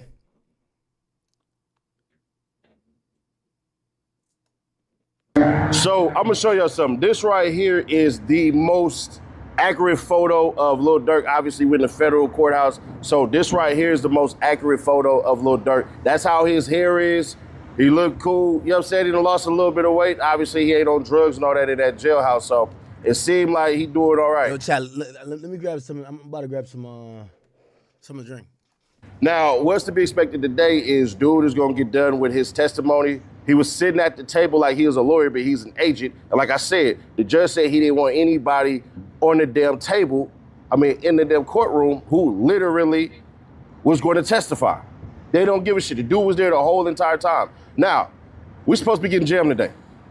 Big reveal. We're supposed to be getting jammed today, and that's going to be crazy. There's this theory that's out there is that Brian Steele is going to destroy him on the stand, or he's having second guesses and all that. I don't know. Now, to take a point, you said me and Trap Lord Ross seeing the same thing and having different opinions about it. I'm going to ask you this simple question. When you heard the story of the boy who cried wolf, what did you take away from that story? You probably took away from that story, oh, tell the truth the whole entire time. To me, I took away from that story, never tell the same lie twice. We don't think the same. We can watch the same shit, we can do the same thing, but we ain't gonna be the same. So if my perspective of certain things is that it's not what it is, it's this, that's my opinion. When they say, Durk said, hey, I can't go out like, I lost Newski, I can't go out like that. People gotta remember, Lil Durk was depressed. He had a whole depressive episode. I took that as Lil Durk is saying, I'm not gonna harm myself, I'm not gonna do anything. Everybody else is taking that and saying, oh, he's planning the slide and all that and everything. No, bro, he was crying when he lost Newski. That boy was a shell of himself for a minute. Go talk to his homies. They gonna tell you Lil Durk was depressed during that shit. That's why everybody was telling him, I love you, you my little bro, all of this shit. It wasn't no, in my opinion, that wasn't no, this about to get revengeful and we about to slide on people. Y'all take it your way, I'm gonna take it my way. And this ain't no diss towards Tay, but bruh, you saying it that way, y'all can do that. Man, bruh, we don't see the same thing the same way. We might watch a basketball game and I might say this player the reason they lost the game. You might say this other person is. It's just difference of opinion. So, man, leave that for you, but understand, I'm gonna give you a different perspective on how I see it. That's all. And the way I see it, and y'all see Drew and everybody, them lawyers, they watch Seti Nash. They say, we rock with the hood lawyer. Just telling you. So, Money Duke and goddamn Lil Durk get into it about them not sliding for Vaughn, and Money Duke basically like, man, y'all ain't sliding for Vaughn, y'all ain't did shit for Vaughn, all of this shit. And then Money Duke basically was talking hella shit, and he got on group chat, texting everybody, talking hella shit. So, popping up on my shit right now. Shout out. So anyways, goddamn Money Duke and them, they get on group chat with DD and what's cuz name? with Diddy and Jim and Durk, and they all talking shit. And Jim like, nigga, we gonna go to war with the OD. Fuck them. Nigga, hey, bro, y'all ain't slide for Vine. The money do like, nigga, y'all didn't slide for Vine. Y'all didn't do shit for Vine, bro. So, nigga, fuck y'all. And so it just go off like that, bro. So you mean to tell me O-Block and Lamron was basically gonna go to war for not sliding for Vine, bro? Crazy shit. Keeps tuning in. I'm about to update the shit out y'all. To go viral, bro. This shit about to go viral. So you got Jam, who basically told the whole entire thing. They basically got away with it, bro. They literally basically got away with it. Jam got pulled over, had a gun on him, and basically wrote a note. The note literally reads, I know about murders. I don't want to talk on camera. I know a lot. Then we ended before lunch with the damn lawyer saying, do you still got love for Lil Durk? He gonna say, yeah, I love Lil Durk. But, you know, what Lil Durk did was selfish. What Lil Durk did was basically put me in a situation with people I don't know, you know, with cats I don't even know. When we went and slid for Vine, I didn't even know Vine. If it had been like Booney Mo, then it wouldn't have been no problem and all that. And then he said he had no reason to do this. And he said he still got love for Durk. He was there for me, and I feel bad, and I know y'all finna say L eats, but nigga, my health bar is blinking. I want 1%, gang. Yeah, blinking. I know y'all done ate good. I've been streaming for 9 hours. They ain't even eat, nigga. All right, I got the leftover pizza from yesterday. I ain't even gonna cap. This nigga got a pizza, man. I'm a simple nigga. I don't like no expensive restaurants, man. Simple. Leftover Domino pizza, and I got a chicken sandwich, a spicy. That's over with. Chick-fil-A, that's it. That's dinner. That's dinner right here, chat. Dead ass. On the dead homies. Then I got some Tito's. I know y'all probably like, yo, this cannot be how a millionaire is giving it up. Yeah, I could get a chef and all that, but fuck all that shit. Like, fuck all that. All right, I got some Tito's. I got a cup of that's ice. Some hood shit. And I that's got some a hood Diet ass Coke, shit. nigga. Diet. All right. I'm gonna be good for another like 2 hours off of this shit. Y'all gotta be happy. Just off of this, I'm good for another like 2 hours. It's a power That shit up. nasty. That This shit is a nasty. power up. Half a cup of Tito's. I know, chat. There we go. All right, bet. Oh, let me get back to this. Didn't we watch these videos earlier? I thought we watched these videos earlier. fucking lit. Jam said he felt sorry for Quando Rondo people because he didn't do anything to him and all this punk ass shit. But while he was out before they got caught, Jam was out there being aggressive, talking about shooting motherfuckers and all this shit. So you felt bad because of what exactly? He never expressed no remorse about shooting that motherfucker in the head in Wisconsin. He never expressed any of this shit. He said it's against code for BDs to tell and all this shit. You gotta die for the gang and all this. But you ain't do none of that shit. He couldn't take his lick because he was on parole for the 12 years that he had did for some shit that happened when he got told on basically 12 years ago for that shit. So that's his whole reason.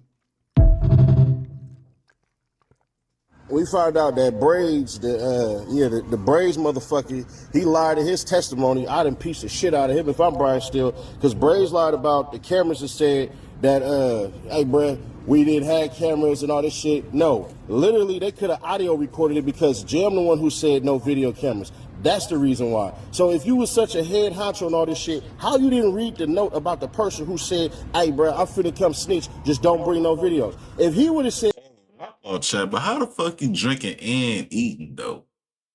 That shit tough. Hey, bruh, hey, man, I'm not gonna snitch if y'all bring... We ain't get to the finale yet. Buying hot cars for everybody, but there's a bombshell that happened too. They say, Jam say, niggas didn't get paid for sliding for Vine. It wasn't no, I mean, for sliding for Vine outside of LA. So they really destroying the murder for hire part because they basically come out and say Lil Durk was putting money in the street for people because motherfuckers kept on begging. They was asking for houses and cars and all this shit. And then Lamron versus OTF war damn near started. So the question.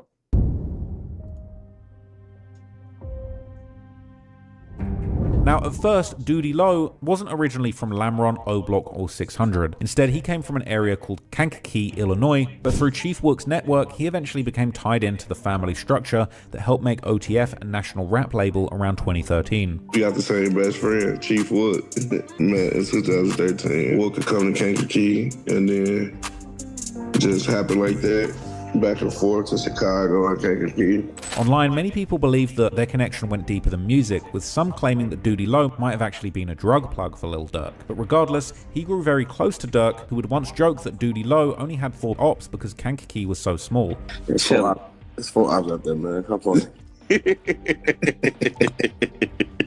Ain't no more. Population 300 people. Years later, Doody appeared to reach shot caller status within OTF, allegedly ordering 600's Big 60 to beat up 051 Kiddo in county jail and later posting proof of it. Go. Go, you know, Mr. Baker happen, and I'm killing anything coming to take a key. Staying away from us. All the house, big OTS, you know what's going on, stupid. Folks push on the medical wing, anything come through that. I'm done. This ass went from getting that melly to getting that ass beat. But by 2025, Durk would be jailed on federal murder for hire charges, and fans would claim that unfortunately for Doody Low, the Durk stimulus package had fully dried up. Because of that, when robbery rumors and arrests started hitting people around OTF, they felt like signs that the structure around the label had fully fallen apart. By 2025, OTF's Doody Low and OTF Boona stories had shifted into something much darker, part of a story that traced back to a 2023 comedy skit where Doody Low appeared with a man named Oscar Cruz, also known as Oz or OZ, in which he played a weed dealer that was being robbed. 235. 235. 235. No, I know 235. Hello? Hey, Doody Low, he talking about 235. What's up, man? How you doing? Yeah, he talking about 235. 200 what? He ain't got no motherfucking bubble run. $200. When Cruz was violently killed in a church parking lot 2 years later, this harmless skit eerily mirrored real life. But before Oscar appeared in a homicide report, another violent incident in Atlanta seemed to start a chain. I can't tell if Doody Low is like a killer or just a cool ass nigga, bro. I've seen enough of like 600 Breeze. I don't know if 600 Breeze doesn't kill nobody, but I know he stood on business. Like he was always willing to take it there. Like niggas like Bloodhound. By the way, you seen Bloodhound beefing with Breezy? Anyway, niggas like Bloodhound and Vaughn, they're actual killers, bro. Doody Low, I can't tell what he is. I can't tell if Doody Low's. I know he's not no goofy, but I don't know if he a killer. I don't know if he's just a cool ass nigga. I don't know if like he missed a stand on Bennett, bro. I don't know, nigga. Reaction, because in the middle of May 2025, like put like this, I don't know if like, all right, Durk really wants somebody dead. Durk gonna be like, all right, yo, Doody Low, go do that.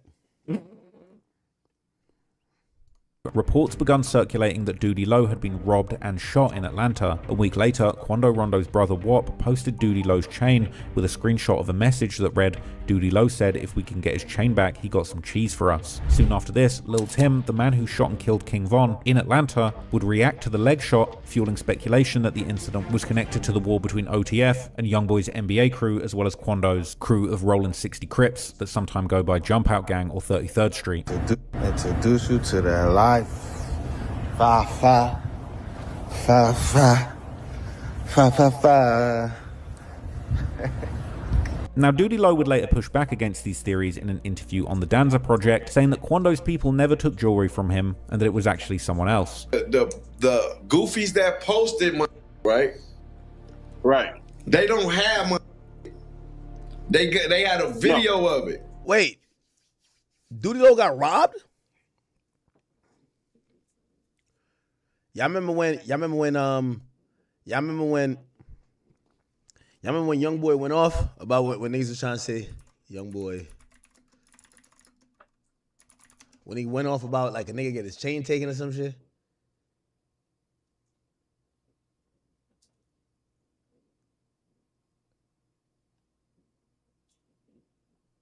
They were saying that young boy got his. Hey, you snatch my chain, I'm gonna beat the fuck out you. I'll snatch that bitch if you want, boy. Like, I ain't gonna lie, you take Young Boy chain, man. I don't even know if I could listen to the music the same, bro. Like, I'm like, Young Boy's a nigga. There's certain rappers that, like, I ain't gonna lie, their chain can get snatched. Like, literally. Their chain can get snatched. All right, so somebody took Duty. I don't know if Duty Low is like the biggest killer. So I'm like, all right, they took a chain. But I imagine, is it an OTF chain? If it's an OTF chain, I'm expecting Durk to send 100 shots. Am I right or wrong? 1,000,000%. According to Duty, he received a warning text hours before the shooting and robbery.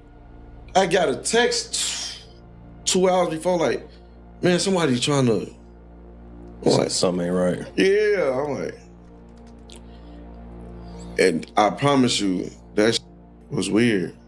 The whole situation was like, it was weird, bro. In fact, in that interview, he said that he had been shooting a music video in Atlanta before going to a trap house in somebody else's hood. Nah, I was shooting a music video around the corner. Word.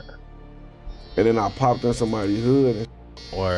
And their hood just was Yeah, on that. I was in a trap house, bro. I was tweaking. Oh, word. Yeah. When Duty apparently reached for his gun while he was there, he would be shot in the leg, and according to Duty, the shooter's gun jammed during what would have been an execution. That motherfucker said, get on the ground and lay there face down. What? No, Sirski, we gotta go. It's on. Hell no, I ain't get down. After the first shot? I didn't get down. Yeah. Like, you know, adrenaline be rushing and that. Yeah. So it's like, damn, motherfucker, like, you know what I'm saying? I'm like, damn, that's God. But before I go to sleep now, when I blink my eyes, I see the gun jam, man. I see that. Feel me? Afterwards, Duty said people close to him believed the friend with him might have set him up, but he refused to accept that. Like, people was trying to put it in my head, like, yeah, your homie right there with you, he set you. I know he would never put me in no like that, you know what I'm saying? But then, in a very creepy turn of events, the very same day that interview was uploaded, July 22nd, 2025, Oscar Cruz would be found dead. Now, Oscar was a 28-year-old father whose body was discovered in the parking lot of Cannon United Methodist Church in the suburbs of Atlanta. New details now about the man killed in a Snellville church parking lot. The victim has been identified as Oscar Alexis Cruz. Gwinnett County Police say someone came across the 28-year-old's body yesterday at Cannon United Methodist Church right on Webb Gin House Road. Authorities have not said if they have any suspects, but police did tell us that they believe this was an isolated incident. According to investigators, Oscar met the suspects at a Waffle House before they took him to his Lawrenceville home around 1 a.m. Inside the house, Cruz's wife was forced out of the shower at gunpoint while the suspects bound his hands, searched the home, stole $3,000 and valuables, and allegedly told her to kiss him goodbye. A detective said the suspects delivered a terrifying message to the wife of Oscar Cruz. They told her this would be the last time that she saw her husband and to kiss him goodbye. Police say Cooper and 3 suspects met Cruz at a Waffle House on July 22nd at around 1 in the morning, where he got into their car. Investigators say the suspects became violent when they took Cruz to his home on Gin Blossom Circle, where the 28-year-old's wife was showering. His hands were bound with duct tape, and there was a male pointing a gun at his head. And she was made to get out of the shower and come downstairs. Authorities say 2 armed men stole $3,000 and possibly drugs from the home. After that, they drove Cruz to Cannon United Methodist Church, where he was shot 17 times and left there. Police said that Cruz was either trying to sell drugs to the men or collect payment for drugs he had already fronted. Oscar Cruz was going to either sell drugs to the individual or get paid back for some drugs he fronted them prior. By September, the first suspect had been charged. 2 months later, the case grew again when OTF Boona was publicly reported as another suspect, even though he had already been behind bars since August. New tonight, there is a second arrest in the death of a man found shot in Gwinnett County in a church parking lot there. Michael Golden, he was arrested this week and charged with malice murder in the death of Oscar Alexis Cruz. That same month, Duty Low released the song It's Up, and one lyric stood out. On the song, Duty would rap, "Goofy had shot me in the leg, then his cousin died." To listeners, that line sounded like it might be pointing towards the same chain of events. As the news spread, people searched for a motive. One online comment claimed Oz was trying to collect money that Boona owed him for drugs, asked around for help, and through Duty Low, word eventually got back to Boona. According to that comment, Boona acted like he was going to pay Oz, met him at the Waffle House, tied his hands, took him home, robbed him, and then later killed him. That same commenter claimed that despite Oz flexing 12 bags of drugs on live, OTF Boona and his three-man crew only left with a £250 worth around $1,200 and $3,000 in cash. As of June 2026, Boona is behind bars awaiting trial. So it looks like it's official. Duty Low has been confirmed as co-conspirator number 4, and the person who confirmed it was OTF Jam himself. Now, we'd been wondering who was it that gave the location of Quando Rondo in LA to the alleged hitmen, to Durk, to the team and all of that kind of stuff. Well, what is crazy is that we found out that there was apparently like a crazy conversation after basically like all the hitmen arrived in San Diego. Apparently none of them knew what was going on, but they had an inkling something crazy was going on. And I'm not gonna lie, Durk really put himself in it with some of this stuff. So apparently, okay, all of the hitmen were kind of rounded up for some kind of secret mission. They didn't know what was going on. They all quickly got booked to these flights to San Diego. And apparently when Jam and another one of the hitters basically arrived, they went to a Hooters in San Diego. They got on a FaceTime with Duty Low, who told them that they got the location for Quando Rondo. They got the low from basically like a weed dealer that was going to go and take them some weed, and that they were basically going to trick him into coming outside to pick up weed, and they were going to kill him outside of his hotel. Well, it's confirmed that that was Duty Low. Now, not only did we were hearing about Duty Low being in group chats, and I thought, oh, maybe they're going to show some series of messages with Duty Low and other stuff that he had said, but it was Jam that took the stand and said that it was Duty Low that basically told them after they'd arrived in California that they were there on a mission to kill Quando Rondo. And Jam said something really interesting. He said, look, he felt like it was too hot to kill somebody in Los Angeles. He was thinking, there's too many police. I don't know the city. I don't know how to get away if I get in a high-speed chase, if I get hurt. I don't know where I'm going. This is a bad idea. But he said it was too late. I was already there, and I just went with it. So OTF Jam told the courtroom, he basically said, look, where I'm from, you don't stop nobody killing somebody. That's what gets you killed. They said that they'll think you're police. They'll get mad at you if you say that you want to stop a killing happening. But he wasn't really happy about it because he said he couldn't consider himself in the Quando beef. He said he wasn't that close with King Von. They spoke a couple of times. And what was crazy is Jam said that way back in the day before he knew Von, he was trying to rizz up King Von's sister. But he said he didn't feel like he should have had to be one of those people that slid for Von because that wasn't his homie. He said, look, he wasn't my man's, we didn't kick it, I didn't love him, I didn't feel like that was my mission. And he's saying they were in Hooters on FaceTime with Duty Low, and basically Jam and Boogie looked at each other after they were told to go and kill Quando, and they basically just looked at each other and said, yeah, But what was even more crazy is obviously now we know Duty Low was co-conspirator number 4 that was given the drop. They were apparently waiting outside Quando Rondo's hotel, and Duty Low told them that basically the guy that they thought they were getting weed from was telling Quando Rondo that he was just a few minutes away from the hotel. This is gonna, I might have to say this in a different video because we're running out of time. But basically they had eyes on Quando Rondo outside the hotel. They were about to kill him, but the police rode by. Apparently Didi upped his gun, pointed it at Quando and said, I could kill him right now. It'd be so easy. They never tried to do a drive-by on Lil Tim or anything like that in Savannah, but obviously these messages were going back and forth and it's not a great look. But look, I'll let you know more when I have more context.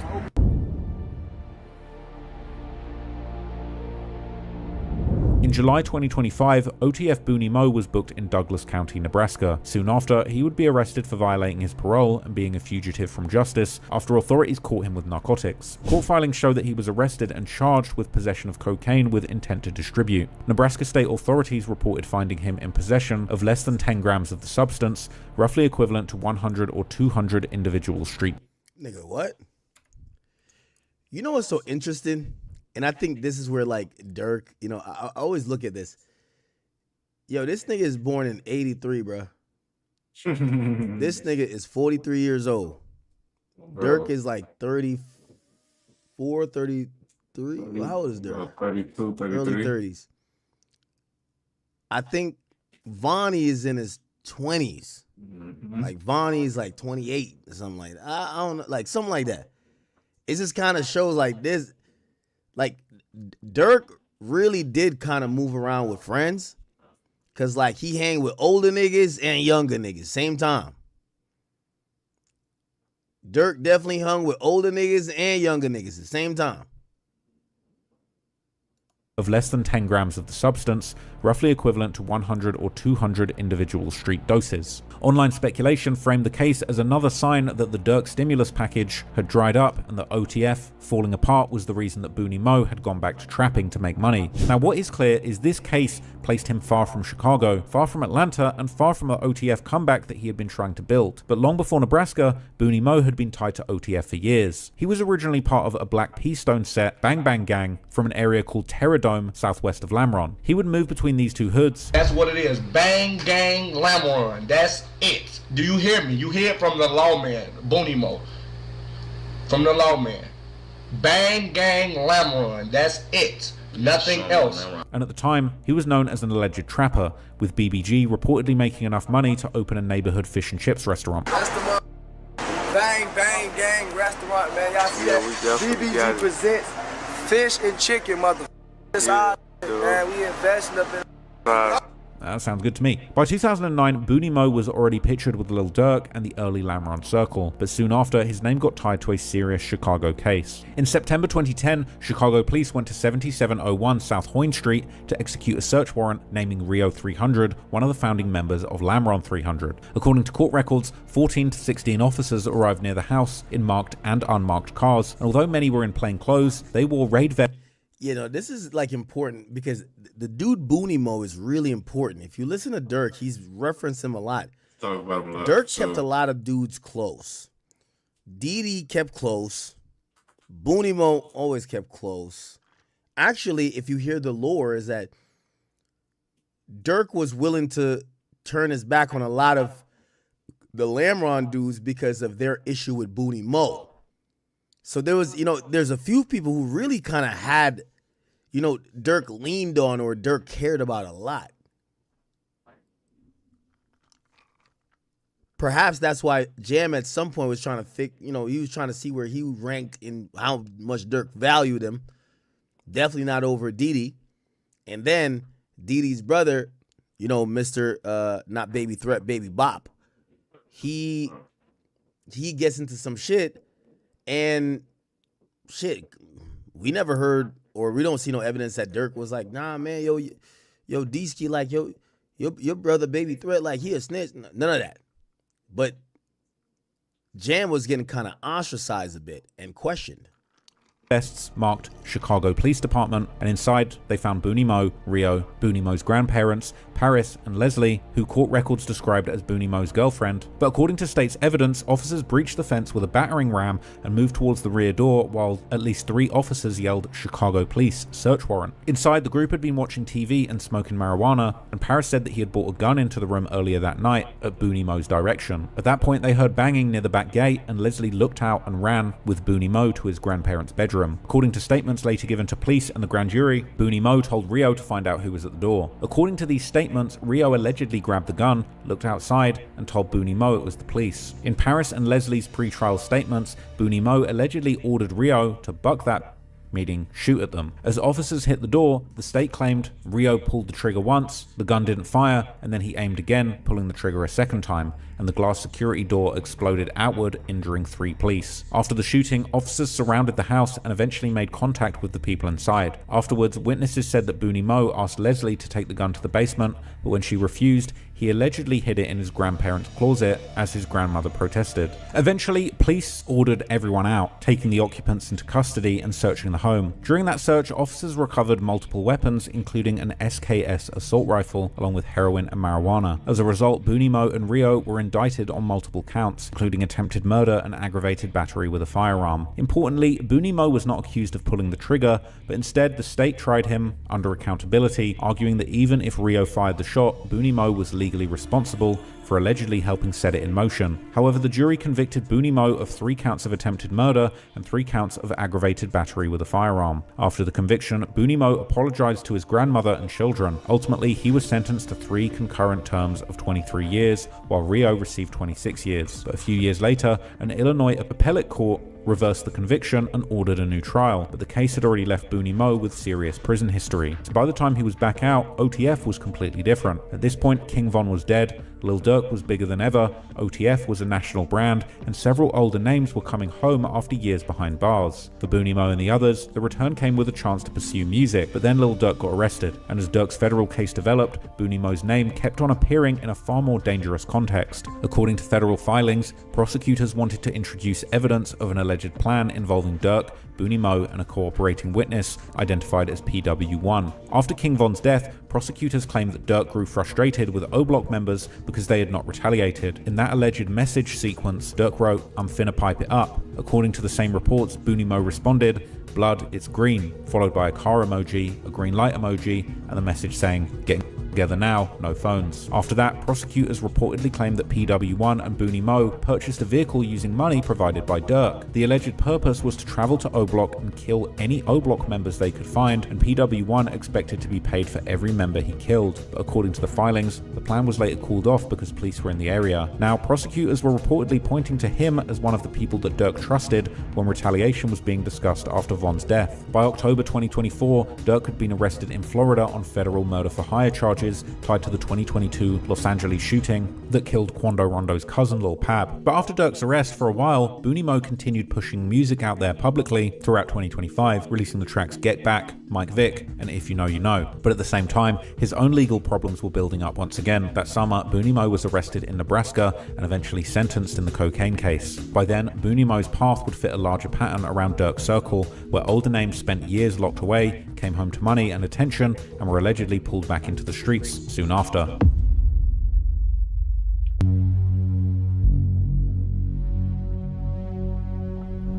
For Lil Durk, King Von's death was...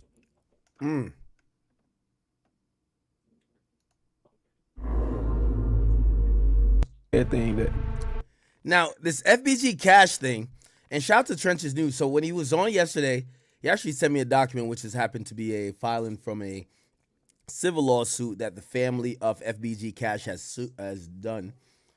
I think it's FBG. No, it's not FBG Cash. Wait, which civil filing is it? No, I think it's the family of Stephon Mack.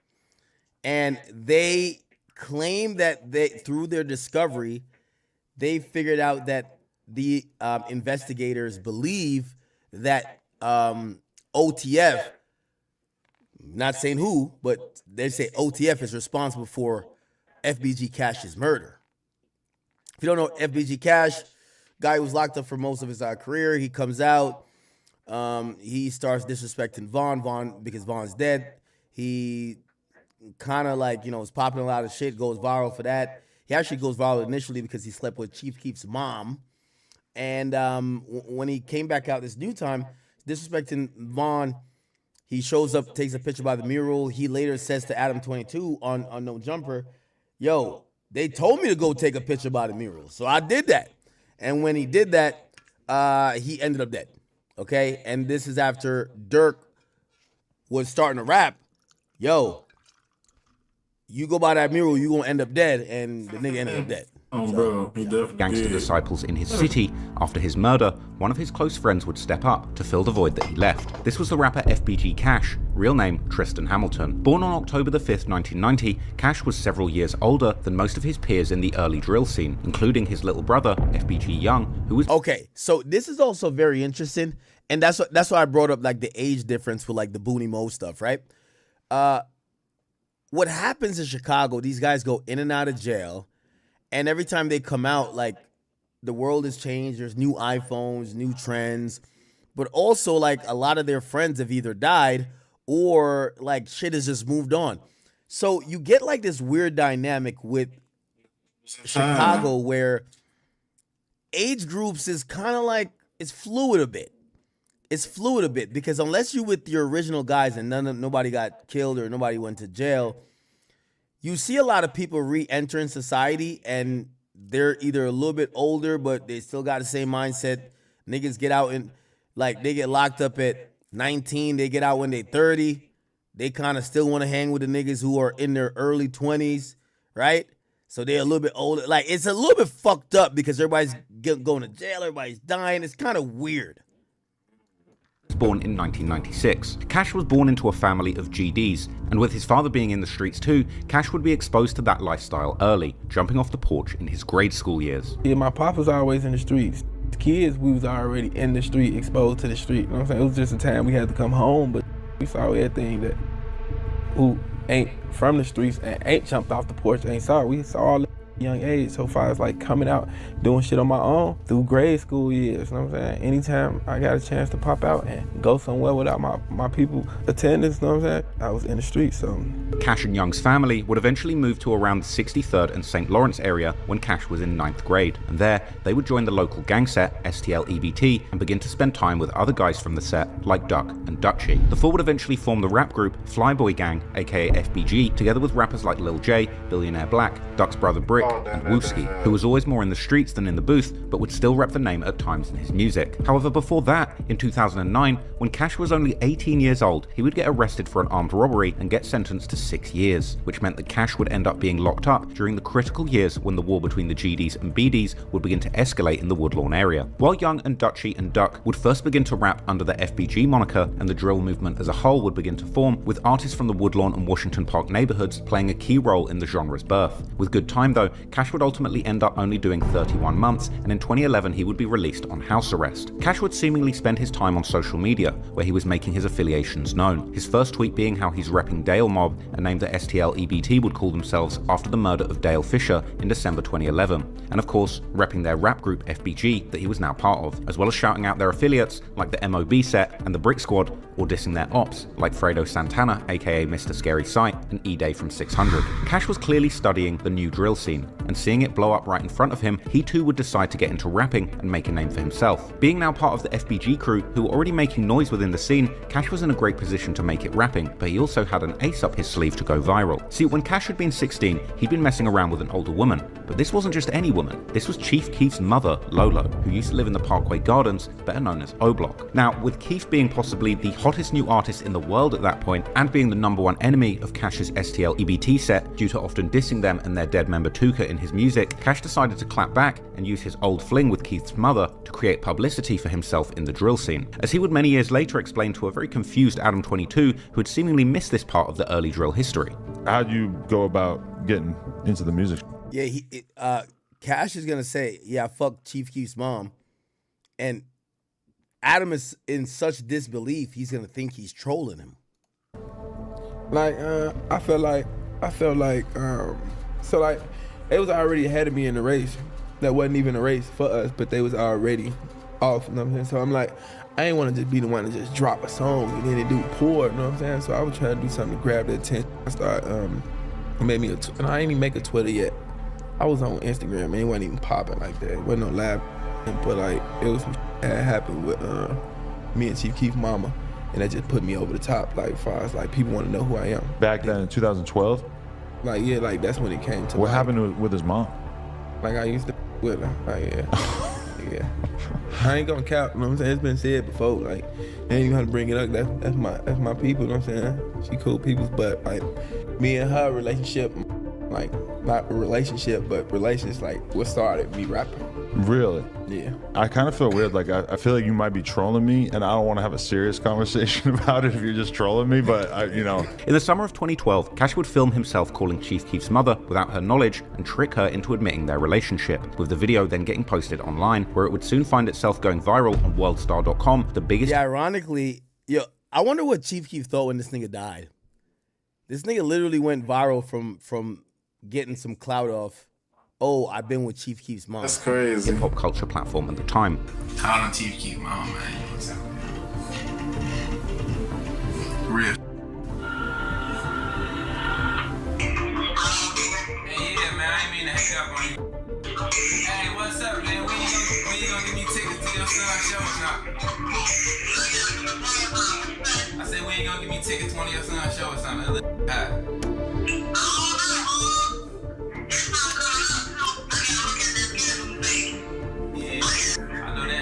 I know that shocked you, man. Your little son blew up. You would never get that. Now, I ain't gonna lie. This is the difference between Durk and, respectfully, Keef and Durk. This nigga tried to go viral by acting like he fucked, or I guess he did. Oh, he fucked Chief Keef's mom.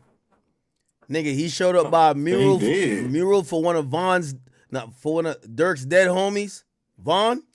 Nigga, he was wiped off the map. Nigga, like, yo, that nigga Durk was not playing. Like this, yo, I'm gonna be honest with you. Him taking a picture by the mural is 1,000,000 times less worse than him confirming to the whole internet he been fucking your moms. But you see, Chief Keef let all this shit go. Chief Keef had to go through some real healing. Nigga, he took a picture by a mural. That nigga was gone in 60 seconds. That nigga Durk had him out of here. Well, allegedly.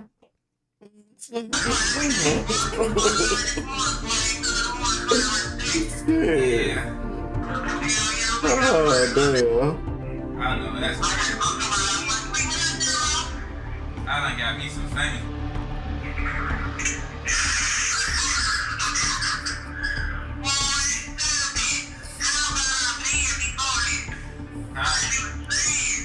How long you been f***ing me, man?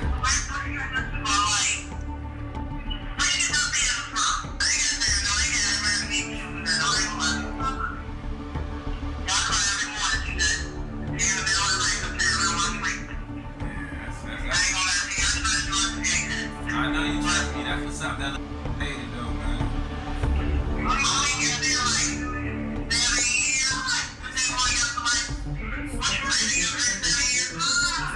7 years, yeah, that's how about right. We used to work at the metro station. Definitely lying to rap. How old was Chief Keef was then?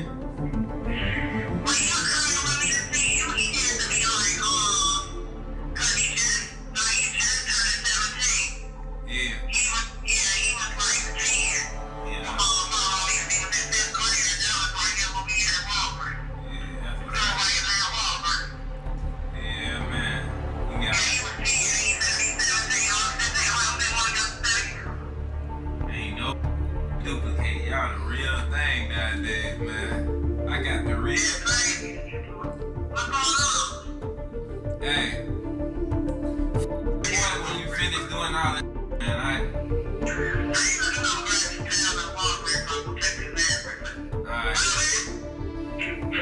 call me. Online with man, she keeps my man, no fake. You heard all that, man. The video sparked widespread rumors and even created more animosity between these two warring gangs. But some people on Keef's side would seemingly also find it funny too, with King Von himself even tweeting about the incident, making fun of Keef, calling Cash his stepdad. The drill fans' eyes were now on Cash too, but soon after, a tragedy would strike, as Cash's good friend Lil Jojo would end up getting killed. But that wasn't all, because after Jojo's death, Worldstar would make a post out of it, calling Lil Jojo the brother of Cash, or Cash Out as he was going by the time. Cash would further boost his name by doing a radio interview where he would discuss his beef with Chief Keef and the death of Lil Jojo, as well as his plans to become a rapper. Got a mixtape coming out, but you know him from the controversy that's been going on up in Chicago in the rap scene, and you also know him from Worldstar Hip Hop. My homeboy, Mr. Cash Out. Cash Out, what's going on? What's going on, man? Not much, man. I mean, I told you when they said you were looking for him, I said, man, let me go on and get underground and he go and hide the f*** out. Man, I don't know how that play out, but I know I ain't hard to be found though. I ain't mad at you. Now, I want the people to understand, one, why you're here, because there's a lot of stuff we want to talk about. We're going to get into rap stuff. We're just going to get into real life stuff, so we're going to allow you to talk about everything. But why don't you tell them what transpired to make you seek me out? Man, my name Cash Out, man. Cash Out. Yeah, I actually forgot it was him when he came back, and he was just like, he wasn't Cash Out 063 no more. He was just Cash Out, or FBG Cash.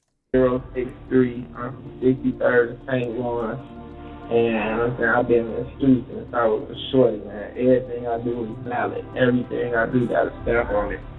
I started a Twitter page, I just recently come home from prison, so a lot of this stuff, like, it ain't new to me, but since it's been in the media and everything, like, it's basically I hear where I'm from. It's like, but I never got back up. I was just like, damn, because I thought she was shot, so I was trying to push that out the car.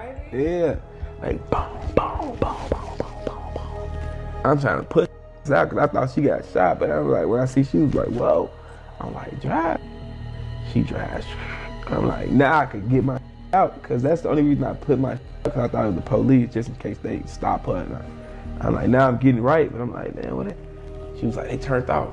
I'm like, all right, bet. I'm like, just drive. Directed to my crib.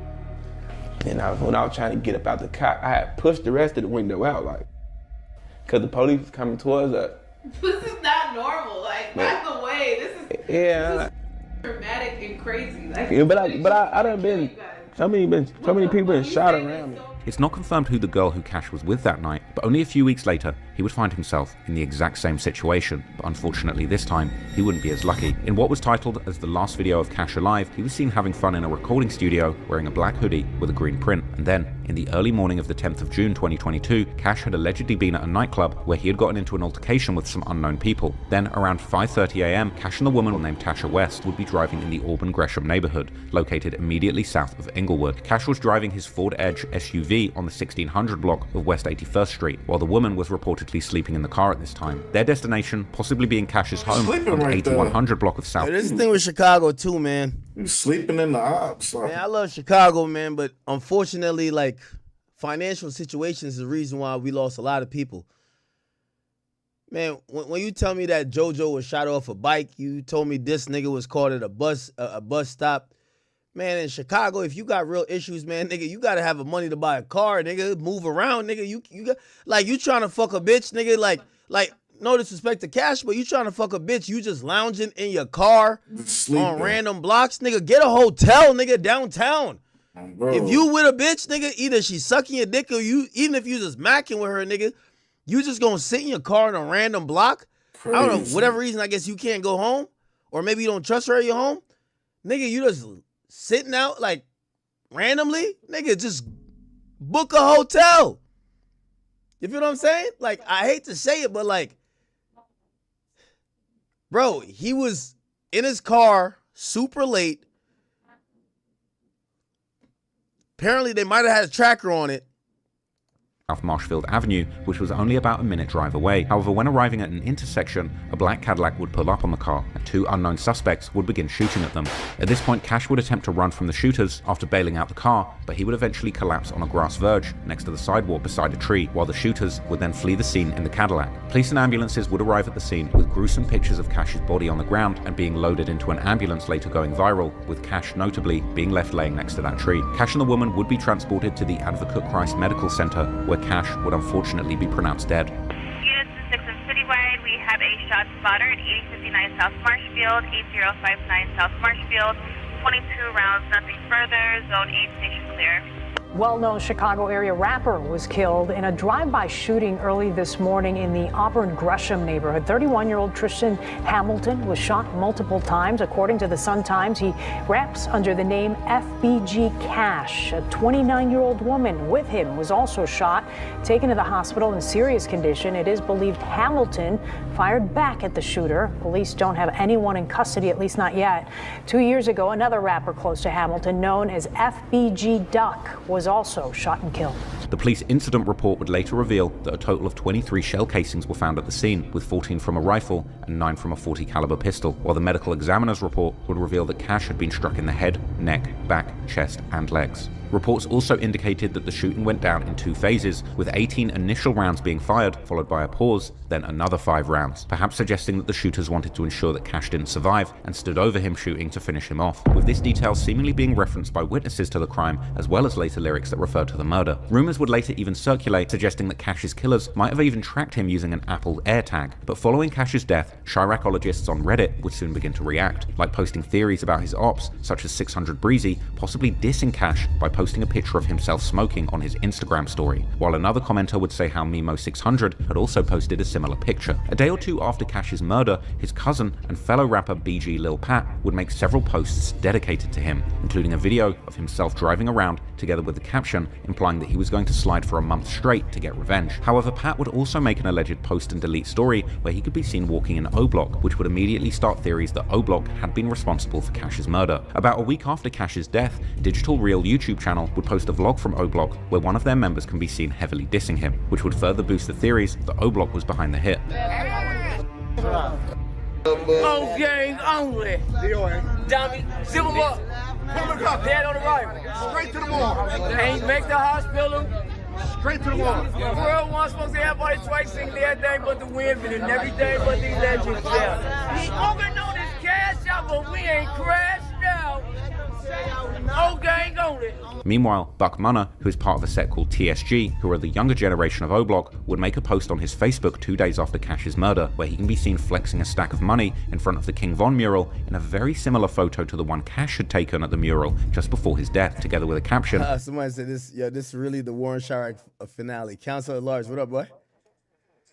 I mean, like, you know why there's so many people tuned in? You know, and I've seen a couple of goofies, you know. I didn't want to get these niggas like that, like even the whatever. But when it come to Durk, you know, again, nigga, we just been covering Durk for a long time, nigga. Like, again, I want to show you a DM with me and Durk. I shouldn't even, not that I really care to do it.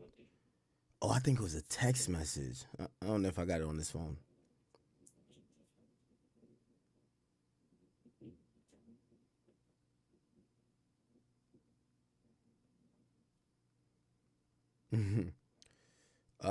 Wait, hold on. Let me see. Maybe it was. Give me a second.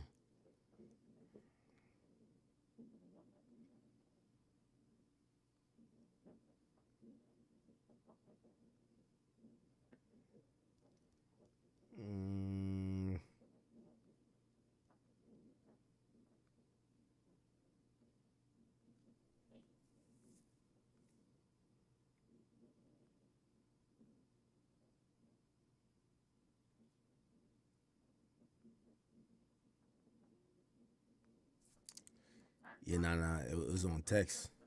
But me and Durk always, I ain't gonna lie to you. One thing I see about Durk,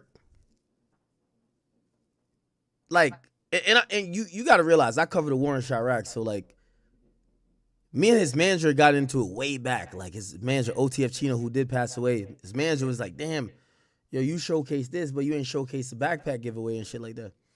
Oh, thank for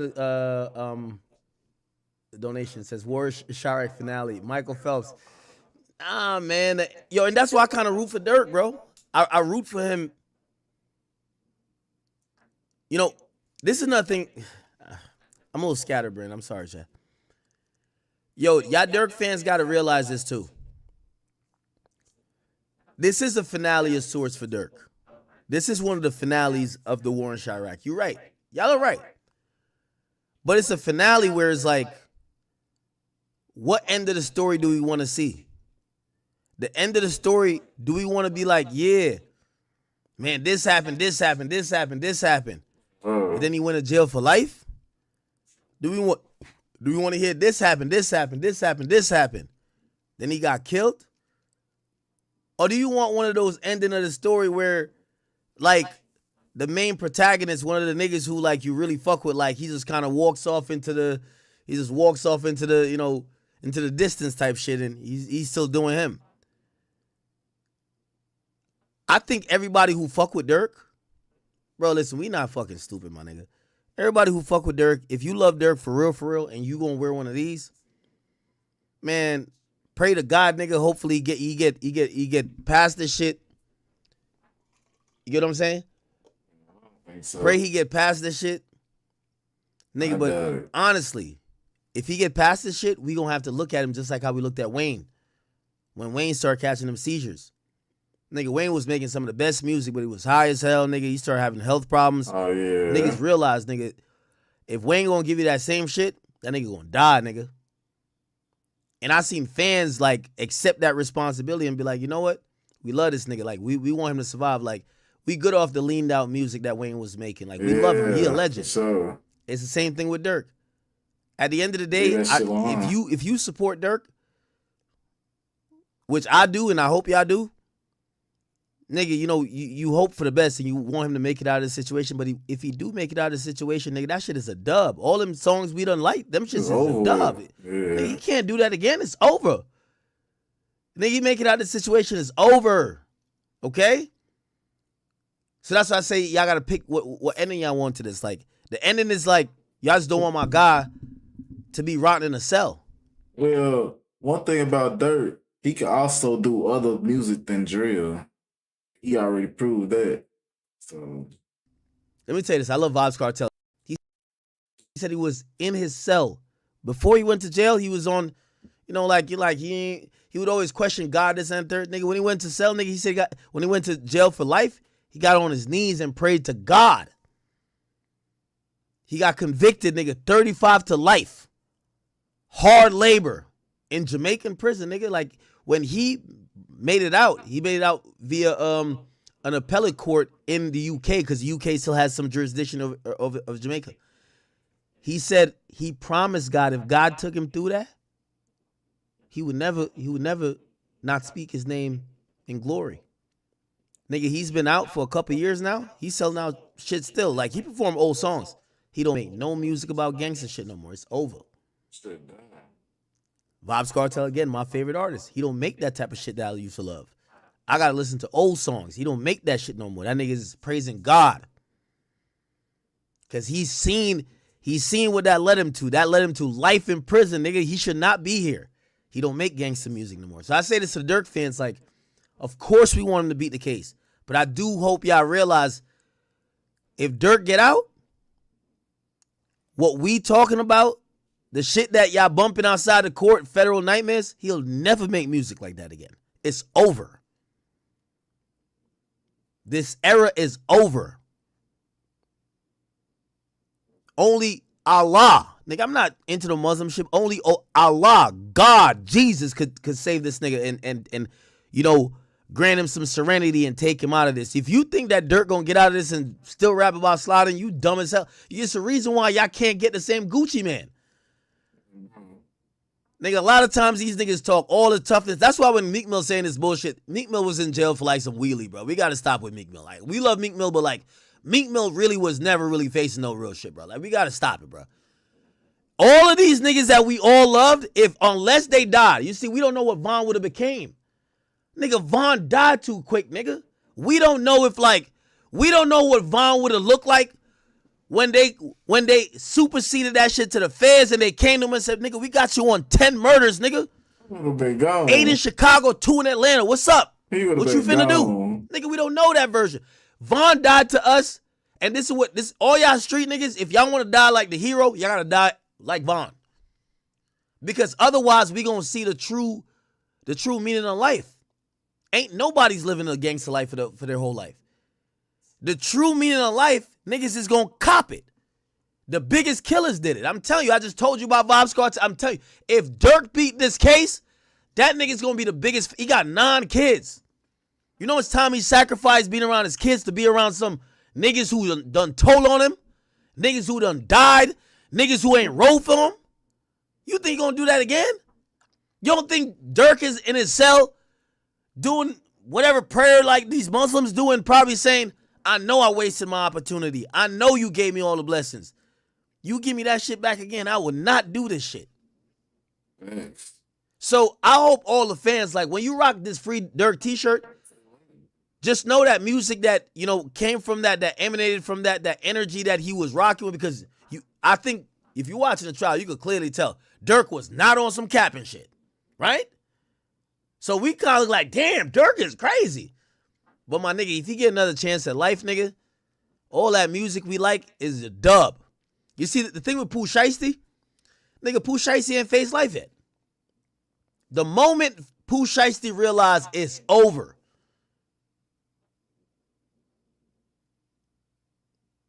you see, Pooh Shiesty, like, and this, you see, we all hypocrites. Like, nigga, I love drill music. I love gangster music, but we hypocrites. Nigga, you know me, I'm gassing up Pooh Shiesty. I love Pooh Shiesty, right?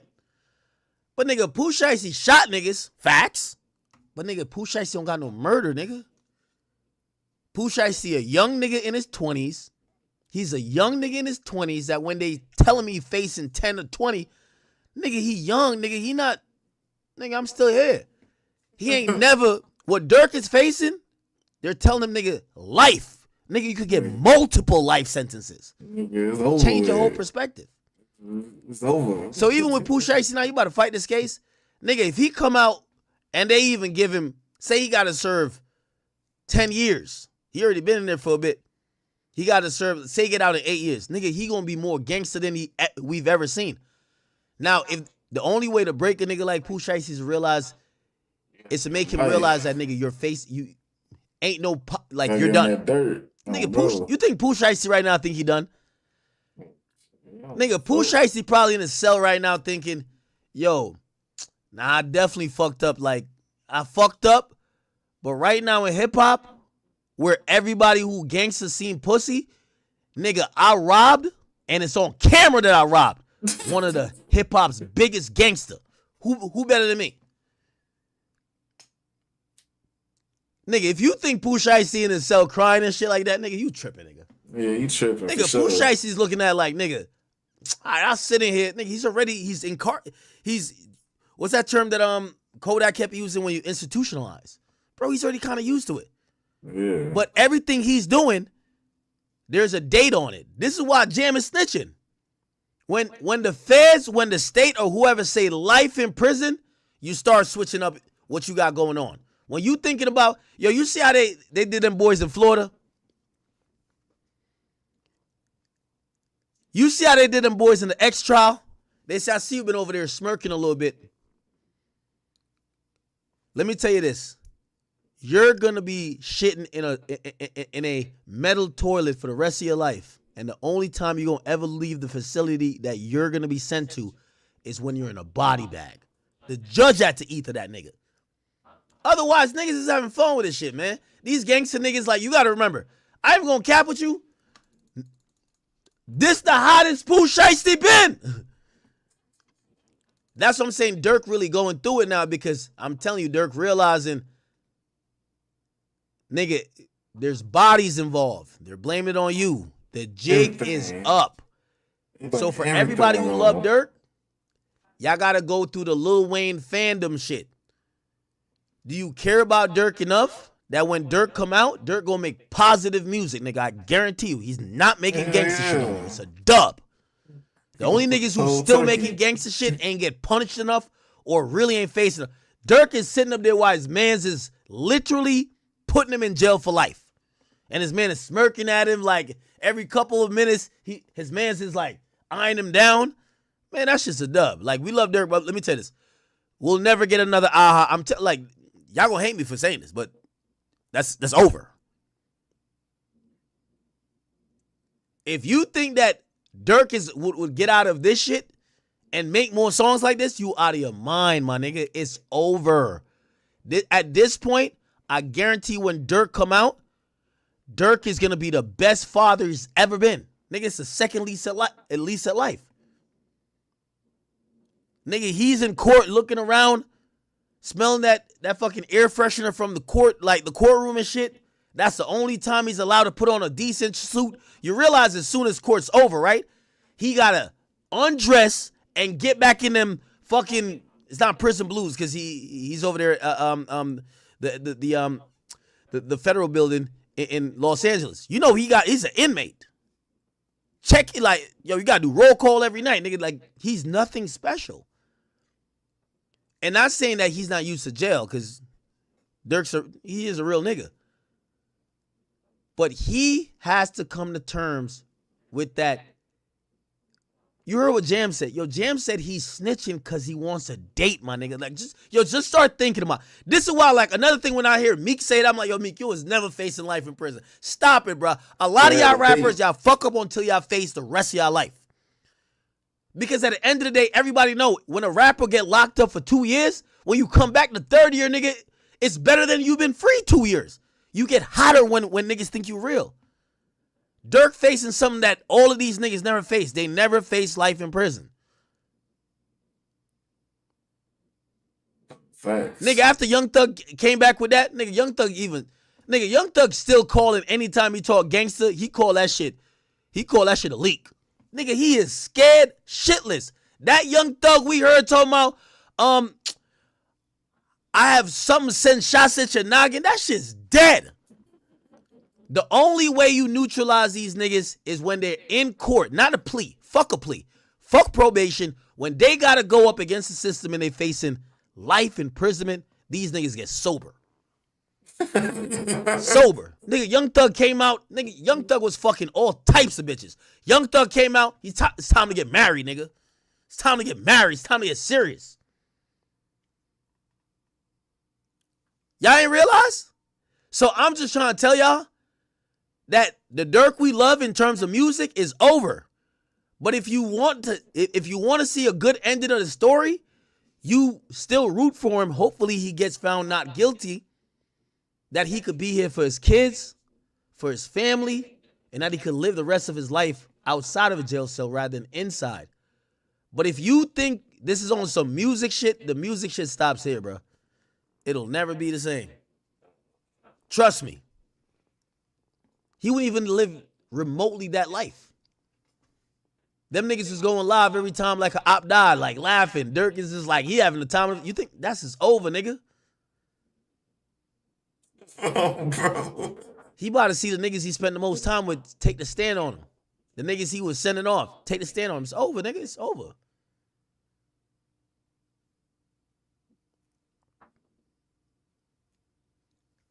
Wait. I seen somebody say, wait. Did y'all say y'all know some people who didn't change? All right, tell me the people who ain't changed. I'm just trying to tell you, like, listen. If you rock this Free Durk shirt, don't rock it because you, like, almost healed. Nigga, I done told you, nigga, 2022? Like, don't believe me. This is alleged. Nigga, Durk was on demon time, nigga. It was Get Back City. Everybody was talking shit. Everybody getting spanked. He had the fucking... He had the Avengers of Killers with him. All right, everybody getting slid on. Oh, bro. If that's the Durk you like, you never gonna get it back. You think he would do that again? Nigga, you don't see what he going. He would never do that again. Nigga, India's walking out of the goddamn courtroom every day without him, bro. Looking fine as hell. Duty Low doing all these type of hugs. His kids ain't even show up yet. He probably don't even want his kids to show up. His mom leaving, his dad leaving court. Nigga, his friend Duty Low is showing up in a black truck outside like, yo, what up, guys? You know what happened at the end of trial for Durk? Nobody shows that. They bring him in the other room. They tell him, yo, listen, you could get undressed real quick. And they put him back in the cuffs and they put him back in the van and they bring him back to the facility, nigga, in his prison outfit. That's like it. So. And they gonna have another outfit or another like suit for him the next day, but you ain't changing at the prison, nigga. You gonna change when you get there to the court. There's a holding area in the court. You get to court, okay, all right, bet we're gonna uncuff you real quick. All right, now you could change. You could look civilized because it's gonna prejudice your case. You sitting there in cuffs in an orange jumpsuit. So, all right, bet we're gonna make you look presentable. So I'm trying to tell y'all, like, yo, listen, if y'all are rocking with this Free Durk movement, just please acknowledge that Durk's career is over. It is over as what we know it. So if you liked him because he's a killer, he's a gangster, he stood on business, he slid, he's to me, I ain't gonna lie to you, with all due respect to Chief Keef, Durk's the drill GOAT. Like, Chief Keef number 2 to me. Chief Keef's the most important because he kicked the door open. Yeah. But Durk is the perfect epitome between being a star and being the nigga who lived it, my nigga. Yeah, for sure. To me, Keef number 2. I can't put Keef over Durk. But Keef is always the most important. The nigga that's number 1, that did it first, took the arrows, took the bullets. He's more important than Durk. But if we're talking about the drill GOAT, man, the drill GOAT is Little Durk. The drill GOAT is Little Durk. It's no question. And it's not no diss to Sosa. We fuck with Sosa, but like, it is what it is.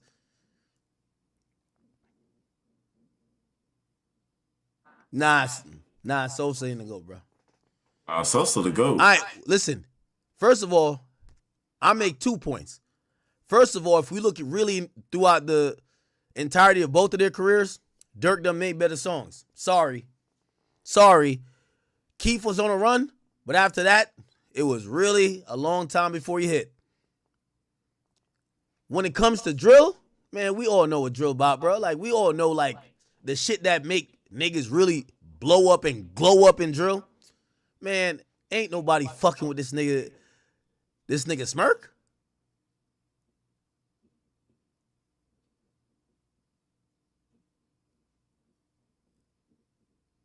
But anyway, man. Anyway, let me just keep playing this shit. I don't even know why I got into that rant real quick. I'm sorry.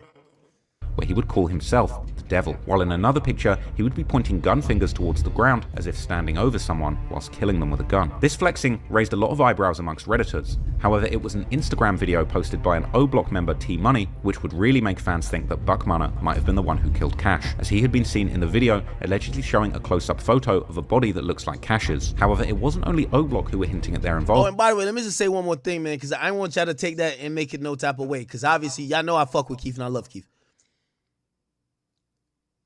You see the way how Keith, I don't want to say went out because he ain't go out.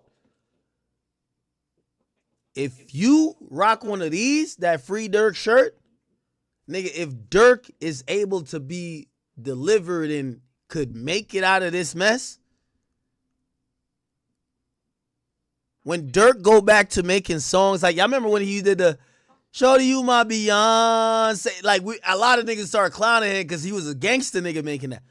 When he started making love songs again and he's not making no more, yo, I'm finna kill you type shit, y'all niggas better be happy. Because just like how we are happy, like, nobody complains about Sosa because we like, man, this nigga made it out. This nigga gave us all we needed to get. That nigga made it out. That nigga having a good time. He living lovely in California. He's one of the GOATs. If Durk is able to make it out, I don't want to hear no nigga say a motherfucking thing to him. He gonna have to live a different life. He got kids. He got a lot of shit going on. So I'm only telling that for the fans. As OTF members would also go live 2 days after Cash's death to celebrate OTF DD's birthday. But the celebration of life... Yo, Jamila, you are tripping. Somebody says, you're wildin'. Durk's music was never that popping for what... Yo, bro. All right. With all due respect, I'm gonna just say truth. Like, depending on what y'all say, I'll just play the shit and just shut up because maybe I'll be like, yo, I think you're getting too lit. Sorry, bro. I'm gonna keep it a bean with you. 2021 going to 2023. Smirk. Built that Chief shit. Keef has never been that lit. Listen, I know you love Keith. I love Keith. Because 2013, 2014, Keith is goated. Yeah, you're right. Ain't fucking But goated. let's be honest. The heights that Durk took it to, Durk was like, nigga, Durk was mainstream up there. Yo, Durk did an album with Baby and dragged that nigga the entire album, nigga. And Baby was on a run. Y'all niggas forgot that? Durk did a fucking album with Baby and dragged him the whole tape. The whole tape. Are y'all dumb?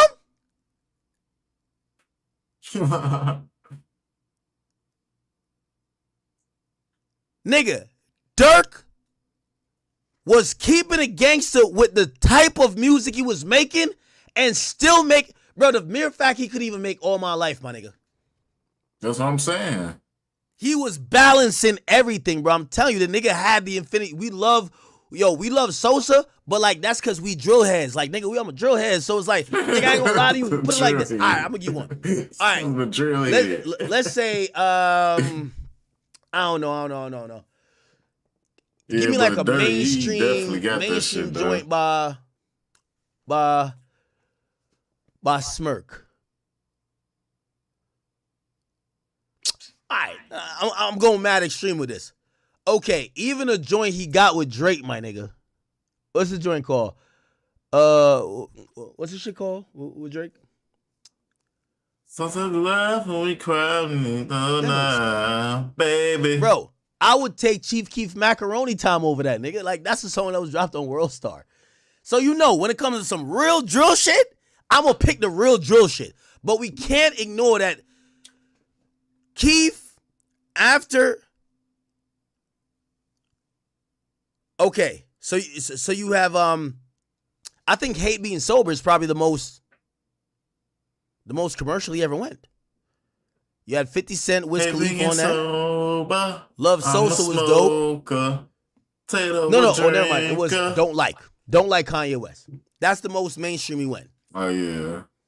Nigga, I ain't gonna lie to you. Like, what Durk was doing, Durk made it where, like, Keith, no matter what, I love Keith, but anytime niggas collab with him, they were like, oh, we're collabing with Drill.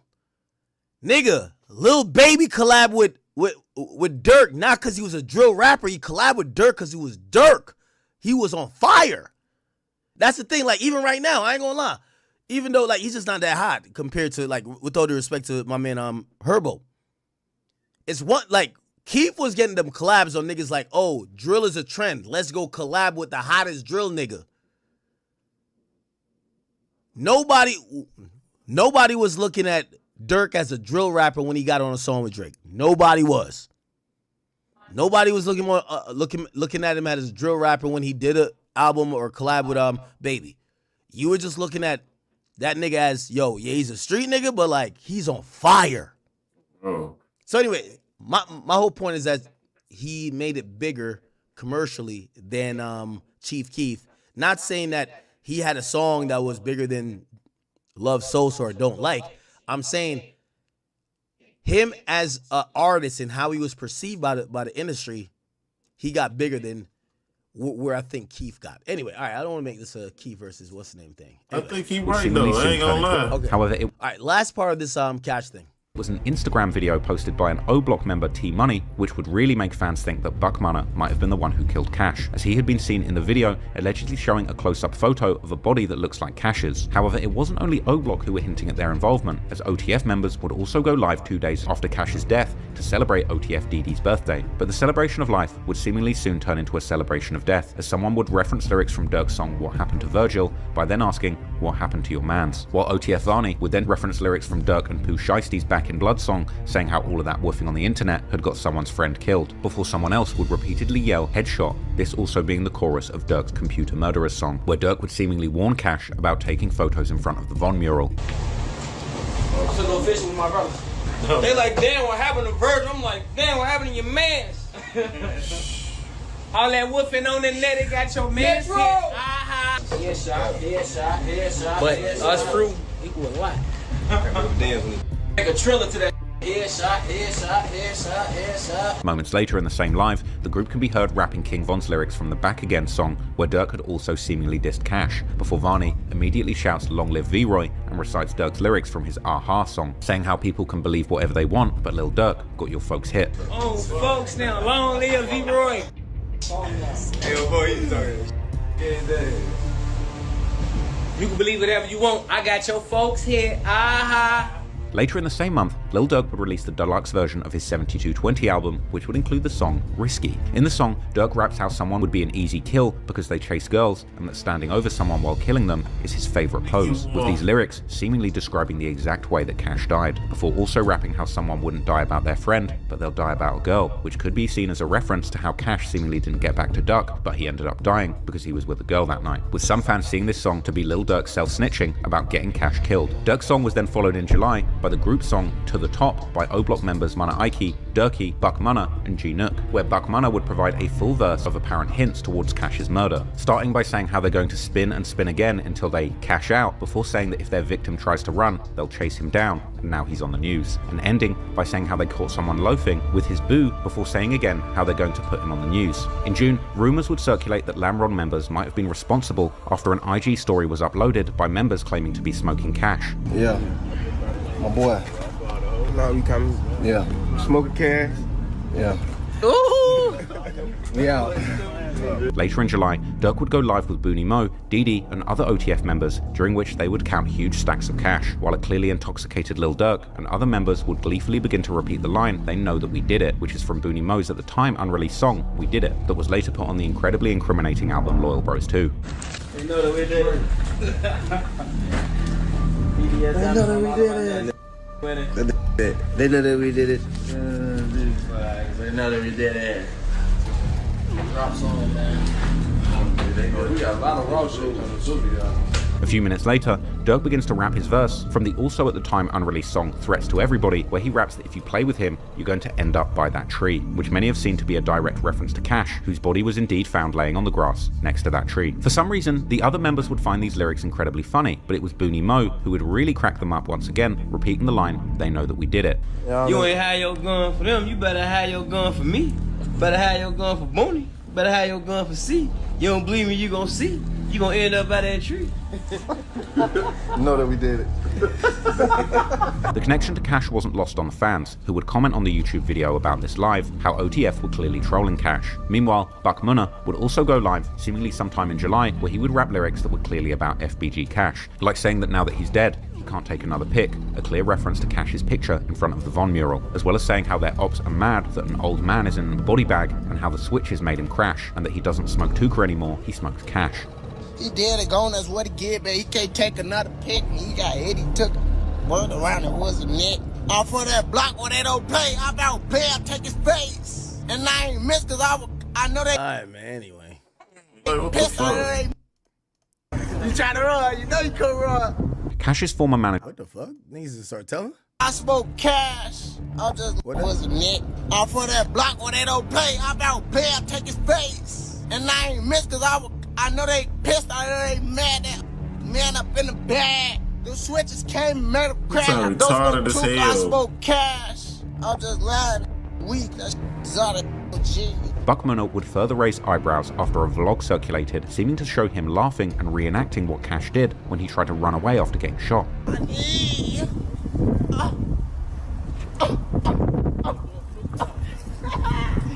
gonna lie, this is kind of demonic. Yeah, that's crazy. You trying to run, you know you couldn't run. Cash's former manager would seemingly further point the finger towards O-Block, as he would post himself in August dropping the O-Block hand sign, whilst unconfirmed rumours would begin to spread that Cash's murder had been picked up by the feds, just as Stefan Mack's murder would eventually be picked up in 2023, this pointing to the theory that Cash's murder had possibly also involved interstate communication and exchanges of money. Buck Munna would continue to drop lyrics that seemed to point to Cash's murder, like his November 2022 song Come Here, where he would rap about jumping out in all black, just like the shooters in Cash's case, and how the ARP had hit the victim's back, just like what happened to Cash as he tried to run from his killers. In December, Booney Mo would finally release his song We Did It that they had been rapping during that Instagram live, where besides rapping the line about how they did it, he would also rap how he pays for his shorties to go slide and kill people, a message which funnily enough was also shared by OTF Jam in his March 2023 song War with the City, with Redditors commenting how this verse had finally convinced them that Booney Mo had paid for Cash's murder. However, there has also been other theories about Cash's murder, with one of them claiming that Cash was backdoored by people close to him, particularly a man named Big Dale, who was an OG from Cash's hood and father of one of Cash's best friends, Fat Shorty from Jaro City, who was killed in 2021, with this backdoor theory stemming from a rumor that Cash had actually gotten Fat Shorty killed by accident during a house party argument gone wrong. This theory would end up gaining so much traction that even DJ U would ask FBG Young about it, but Young would seemingly disregard these rumors as nothing more than YouTubers trying to get views. R.I.P. Was responsible for like backdooring your brother FBG Cash. Yeah. So who is Big Dale? Let's start there. Or who was he to y'all? Big Dale's one of the guys from the neighborhood. What do you think of these rumors? I don't think the internet. I don't listen to that. Word. Yeah. I don't pay that no mind though. Like that would make a good story for the internet, won't it? It sound crazy as hell to me. All right. It's some nice views, won't it? I mean, I don't be paying not that serious to me. I don't pay no mind. Since the murder, there's been endless speculation on Reddit as to exactly who might have been involved in Cash's murder, with polls even circulating that allowed members to vote on which gang they felt were most likely responsible. One Reddit post circulated names of 5 potential suspects from the OTF, TTE, and O-Block sets. One of the names listed, OTF Black, had made a post to IG days after the murder saying that if you want respect in the streets, you have to get your bodies up, and boasting how Lil Vani gave him a CEO chain when he got out of jail and told him to stand on his ops' necks, with Black responding that it's OTF forever and he's got this, with people on Reddit commenting that this was some of the most insane self-snitching that they'd ever seen. However, OTF Black would later deny this and call out Reddit for putting bodies on him in a block-to-block interview alongside iTrap Rob and Tero. Internet definitely put a body on you. They put one on me. Yeah? That's what blew me up. Trying to say this. Oh, damn. Oh, damn. Where they come from? Reddit, DJU, all that. They got you on Reddit teed up. Another person named in that post, TTE Stain, would also be mentioned in other posts that alluded to having committed a crime in designer clothing. Another post would claim without evidence that Ty Munner was being investigated for the murder, while another pointed the finger at Lil Mike from O Block. Numerous people would point the finger at Booney Mo from OTF, saying that he was the one who orchestrated the hit, which is interesting considering how happy he seemed about it on the live with Lil Durk. Others would point the finger at OTF Didi, with some suggesting that Durk had been pushing Didi's career as a reward after the hit. At the moment, Cash's murder still remains unsolved, and to be clear, there's no real evidence that either O Block or OTF had anything to do with it, at least publicly. But then again, not so long ago, there was also nothing but rumors connecting Durk to the murder of Stephon Mack. Now, many people on Reddit think it's only a matter of time before they put this murder on Lil Durk too. But what we do know for certain is that Cash's murder would take place only a few months before the murder that may end up taking down 2022. Cash dies, Pop dies, Stephon Mack dies. Everybody dies in 22. Dang. Durk drops an album afterwards, Almost Heal.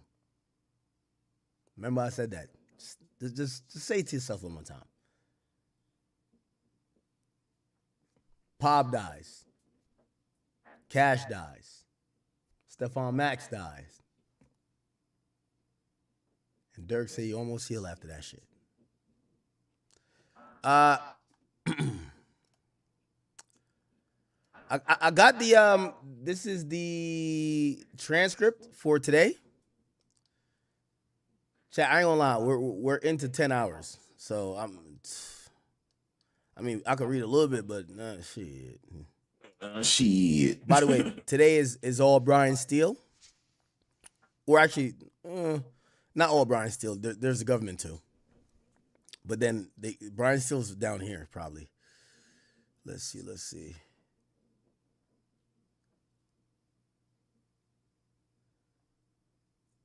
Was there any discussion either in the slider or between the slider and the BMW about committing the murder at the Babe store? Yeah. Tell us about that. Didi was saying, yo, y'all could just run in there and get them. They in the store. Vonnie had said, well, what if they got them doors? What if they got them doors that just, you got to get buzzed in?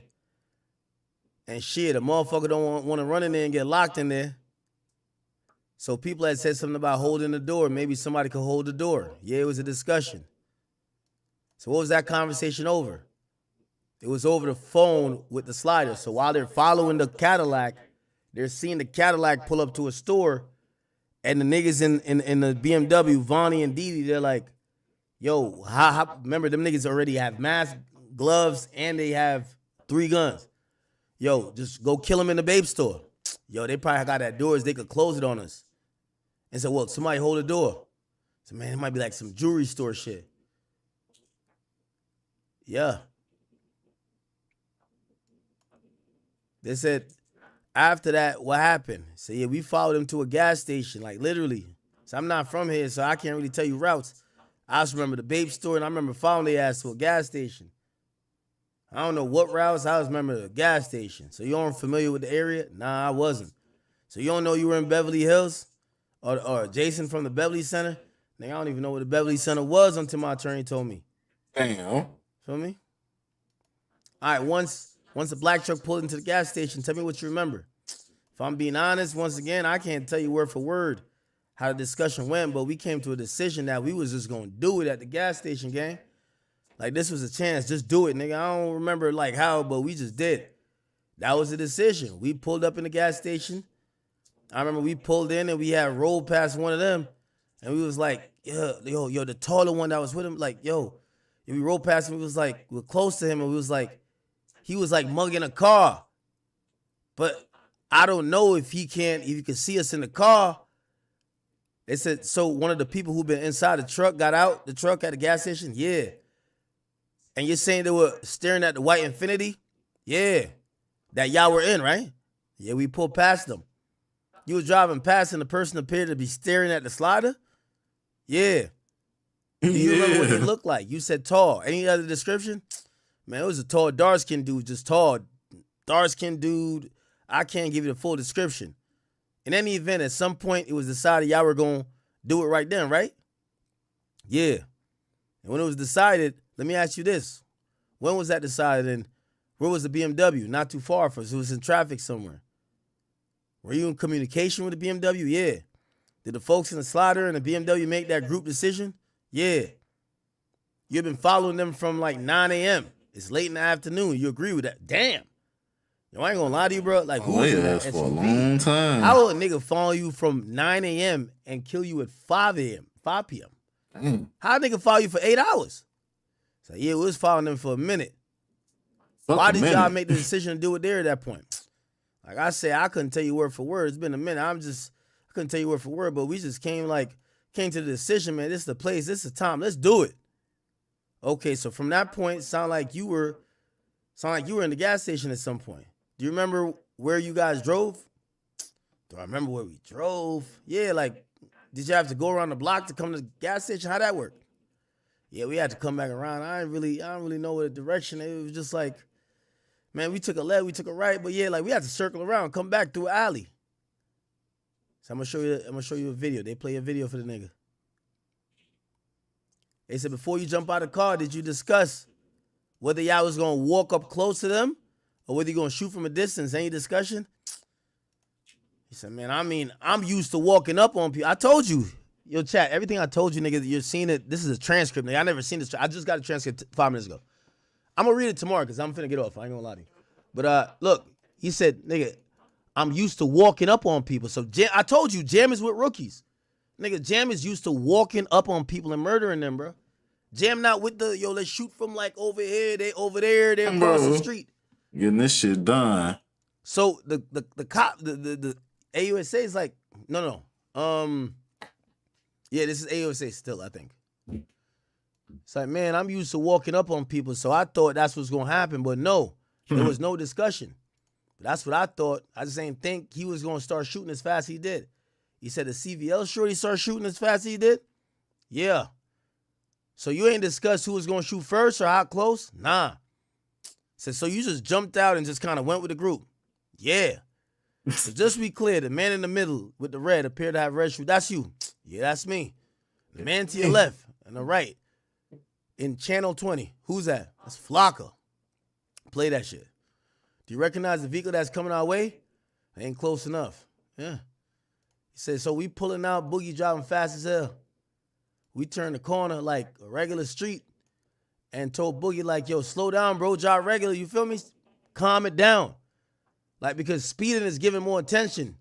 I feel like we had a little distance, so I'm like, bro, slow down. Just be cool. And we was on the phone with Didi and them. Didi was asking us like, man, y'all hit nothing? Yo, what's up? Like, yo, somebody get hit? Like, yo, bro. Motherfucker was asking us like how many shots we let off. Nigga was asking us like, what happened? Like, who shot what? Yo, who did what? So let me ask you that. Like, how many times did you shoot, you remember? Nigga, I only shot 4 times. And could you tell how many times other folks were shooting? Or could you not tell? Man, it was so quick. I just remember that shorty that started shooting first, boom, boom, boom, boom, boom. Like I came up beside of him, I started shooting too. I heard the switch go off, you know what I'm saying? It shoot there so fucking fast. So when CVL shorty, he fell, I low-key thought he got shot. Like, I'm like, damn, I'm like, Flocka, he like, damn, Flocka, you almost shot me. So Brown Eyes was like, Flocka, you almost shot me, nigga. Like, you shot that gun. Like, bro, you yelling at Flock about the shooting over his head. You know what I'm saying? So it's pretty chaotic. It's like, now y'all shooting at the gas pump. You ever thought that y'all could, like, blow it up? Nah. He said, so getting back to this, when Didi asked you about who shot what, and you said you shot 4 shots? That's what you said? Yeah. Did you respond to the question? We all responded. Brown Eyes like basically said he emptied his whole clip. Remember, he had a switch. He let the whole switch off. Flocka, I say it like that. The switch got off, but it jammed.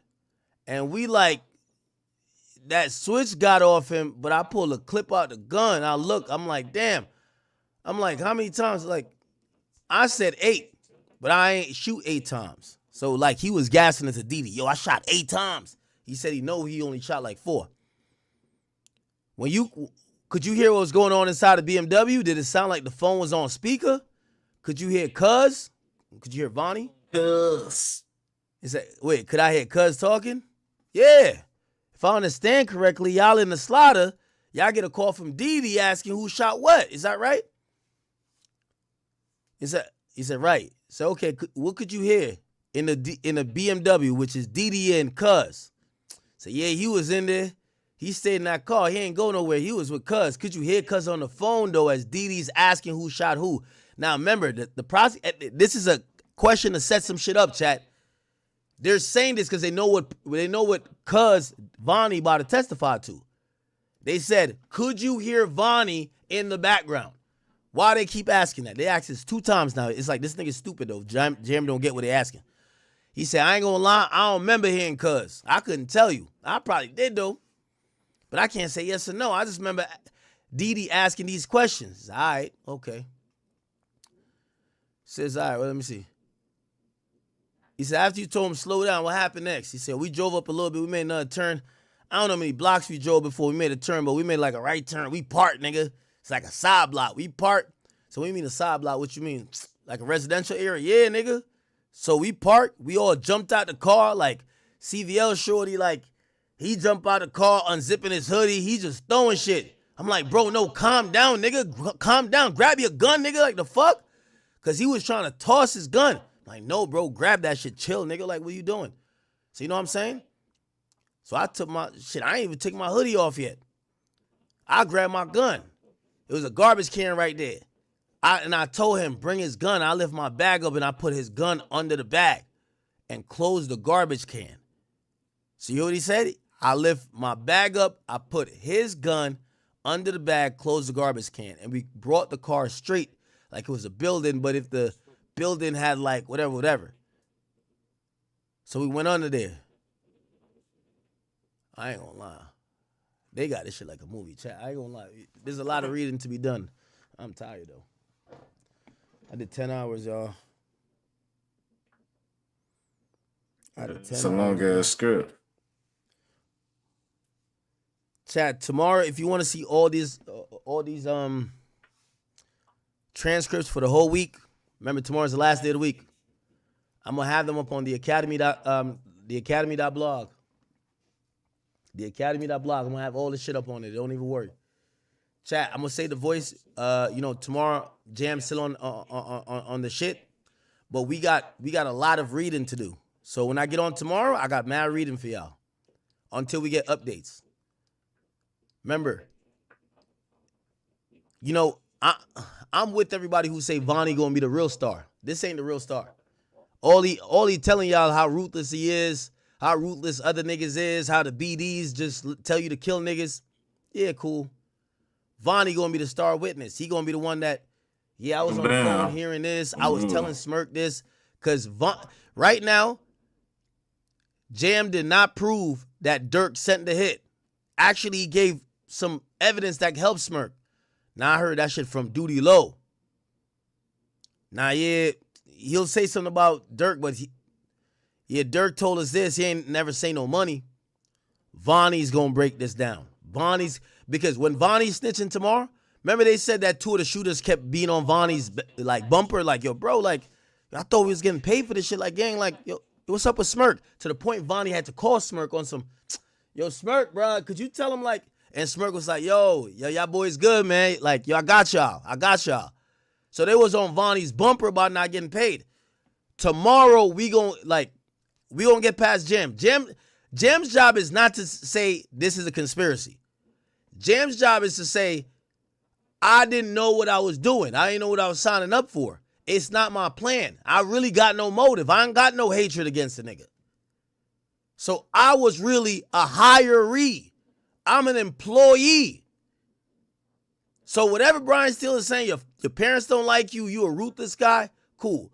Yes, we could call in the question why he's testifying, why he's snitching, yes.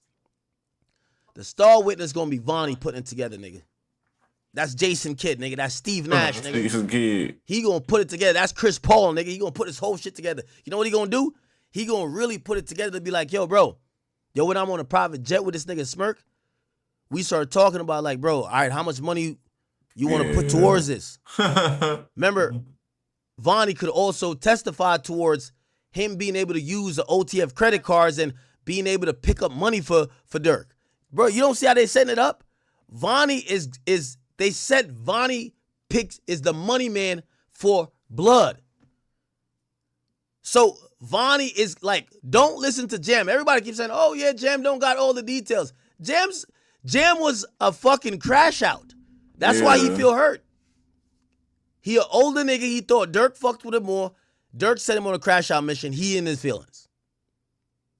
But they told you Vonnie's the money man. So if you want to know about Vonnie gonna come with mad stories about, yeah, niggas was pressing me. They was saying this. So I talked to Smirk. Smirk told me, nigga, just pay. Yo, give him some bread, but pay him like he was doing a music video. Bro, you don't get paid to do your own music video? That sounds goofy. So already that's a red flag. Nigga, I'm in the music business. I know what happens. You don't get paid to do your own music video. You pay niggas to be in your music video. You pay a bitch to be in your music video. You pay a nigga to shoot your music video. You don't get paid to be in your own music video, my nigga. So you know what Vonnie gonna say? Yeah, I talked to Smirk. Smirk told me like, yo, bro, just don't give him cash. Like, give him this over here. Give him this over here.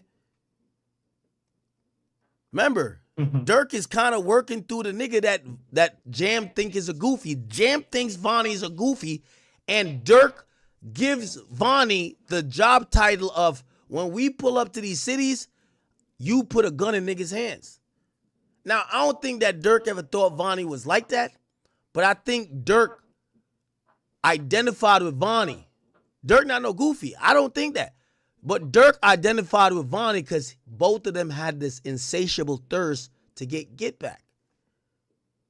So he started having Vonnie do gangster shit. He got Vonnie putting guns in niggas' hands. He got Vonnie riding with niggas on drills. Niggas Vonnie's like academics. Vonnie's like motherfucking Trap Lord Ross. Vonnie's like Flacco. But Durk, you could tell when Durk was hurt over this Von shit, like King Von, he started identifying and got closer because remember, like, nigga, why you took King Von's cousin and made him like your personal assistant now?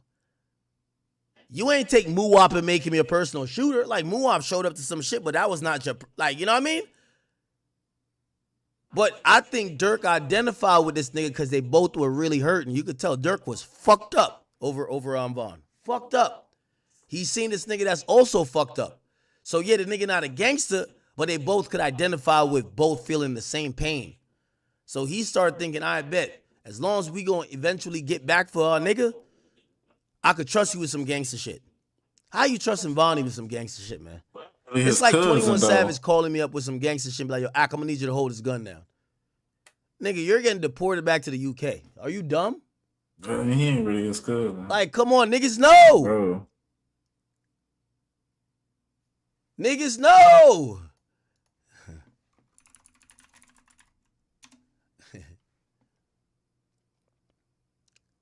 Oh, they sent some tweets. Let's see. Okay. Steele says, no one made you pull the trigger, right? Nah. Yo, you killed a human being, though. James says, man, it's not like I walked up to him and blew his brains out. But you done that before, though, right? It says, Steele discusses how Jam could have hit a bystander, children, or others while shooting at Quando. Steele said, bullets don't got eyes, right? Jam says, bullets definitely don't got eyes. And he definitely don't got names. Says, Steele asked Jam about previous murders he's admitted to. Jam said, you wouldn't even know about them if I didn't tell you, would you? Damn. That's a whole joint. Jam says, that's not what I was looking for on a daily basis. That's not on my mind. Steele says, but what was on your mind on the 19th day of August on 2022? And Steele asked Jam about being recorded while being questioned by the FBI and LAPD and the protocols that got took. Jam said, when I talk to them people, I don't know the process, man. I ain't a police officer. Is that on me, nigga? Then you hear Brian Steele says, it is now on you because there is no recording of that. Meaning you're saying shit that we don't know if you said back then because nobody recorded you. Steele says, so you don't want to be accountable for your murders, right? Jam said, man, I gave him them murders. They ain't even know about them murders. I gave it to them. Steele says, so all of this is based on your words. Jam says you're right, true. Steele says words from your mouth. Jam says true. So you was boasting what you did though. Jam says boasting. Steele says you said you were going back to go get Quando. I didn't say that shit, man. Yeah, it's all in this we already got it. We already got it, Chad. Look, we already got it.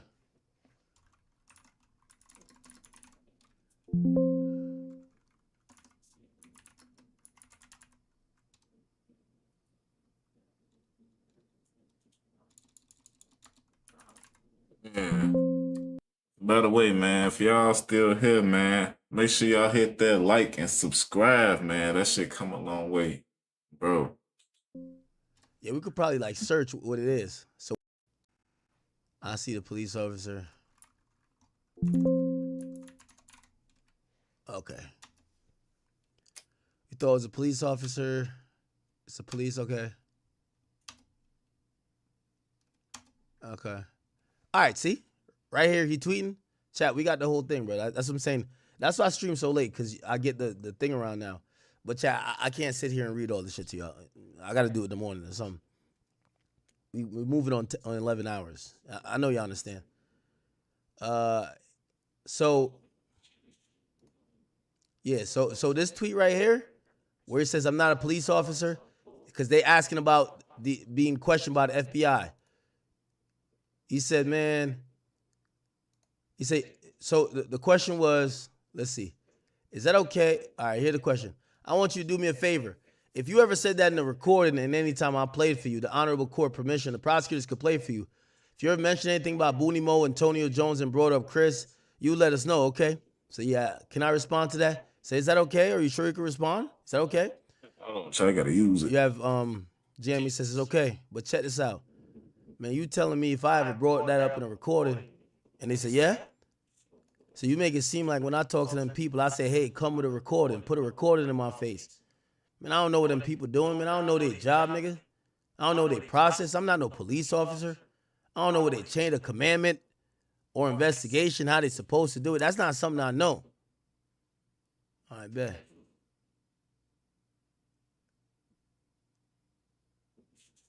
Here it is. So, all right, so nothing about your wife here in Durk. Set up for William, whatever. And we showed da-da-da. Do you remember that? And they said, please don't tell the jurors what they have seen and not. So, right, because, so now this is, what's the name? Jam. So they only seen the Boogie flight. I don't remember seeing Chris flight. So, remember, Steele is trying to play him like a former girl he used to deal with was admitted that Durk, he was talking shit about Durk.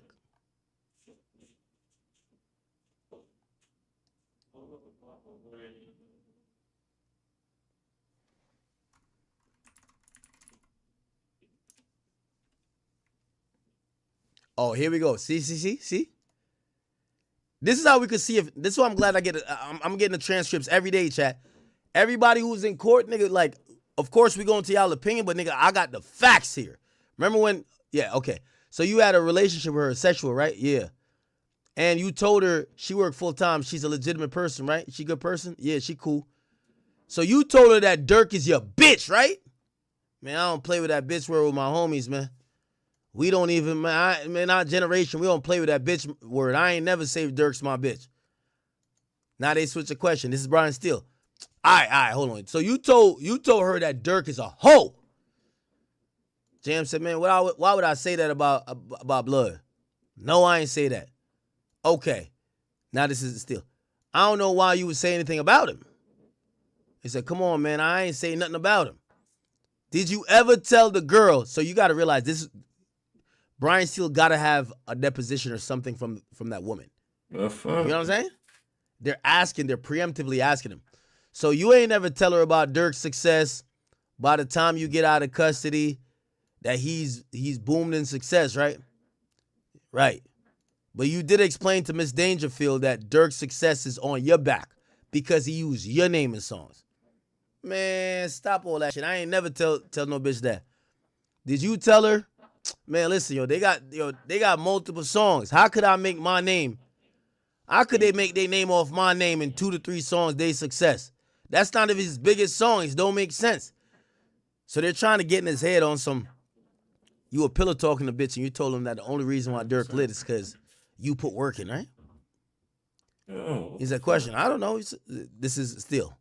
I agree. It don't make sense, but let's go through the questions. You got objected to. Did you tell her that you used Durk for his money? So now they're trying to get at Jam like, yo, we got the bitch you pillow talk with. Say, hey, yo, look, man, I ain't never told that bitch that. Me and him built this relationship, and our relationship was our relationship. Question was like, I want to talk to you and focus on being in Atlanta, Georgia. It's prior to the time you came to San Diego and L.A., right? Yeah. You told the jurors you're in a studio in Atlanta, right? With Durk? Yeah. Other people? Yeah. You remember being in the studio, right? Yeah, I remember being in the studio. And during that time, it's burning your mind that Durk took you and others to like a private area, right? So, yeah. And Durk tells you, and he makes it clear that he wants Mr. Bowman to be killed, right? Man, who Mr. Bowman, bro? Oh, I'm sorry. Quando Rondo got to be killed, right? Man, he ain't say he got to be killed, bro. But that was his intent. That's what you understood it as, right? All right, right. And whoever assists you in this will be financially secure for life, right?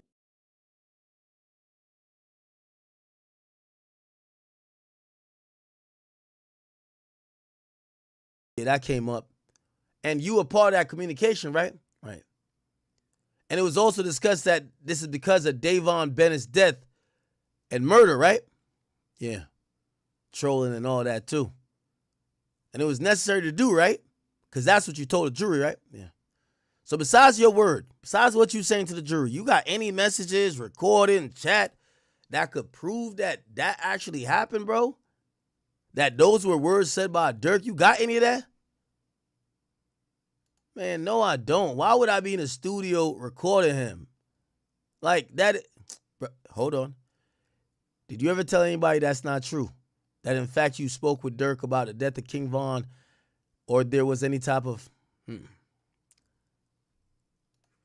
chat. With that being said, I'm gonna leave you with a cliffhanger. Okay, I got today was an explosive day because we didn't get all the details I really wanted to get. Chat. Trap Lord ain't do as much updates. I'm gonna save this transcript for tomorrow. Okay? I love y'all. I'm getting out of here. Please go take a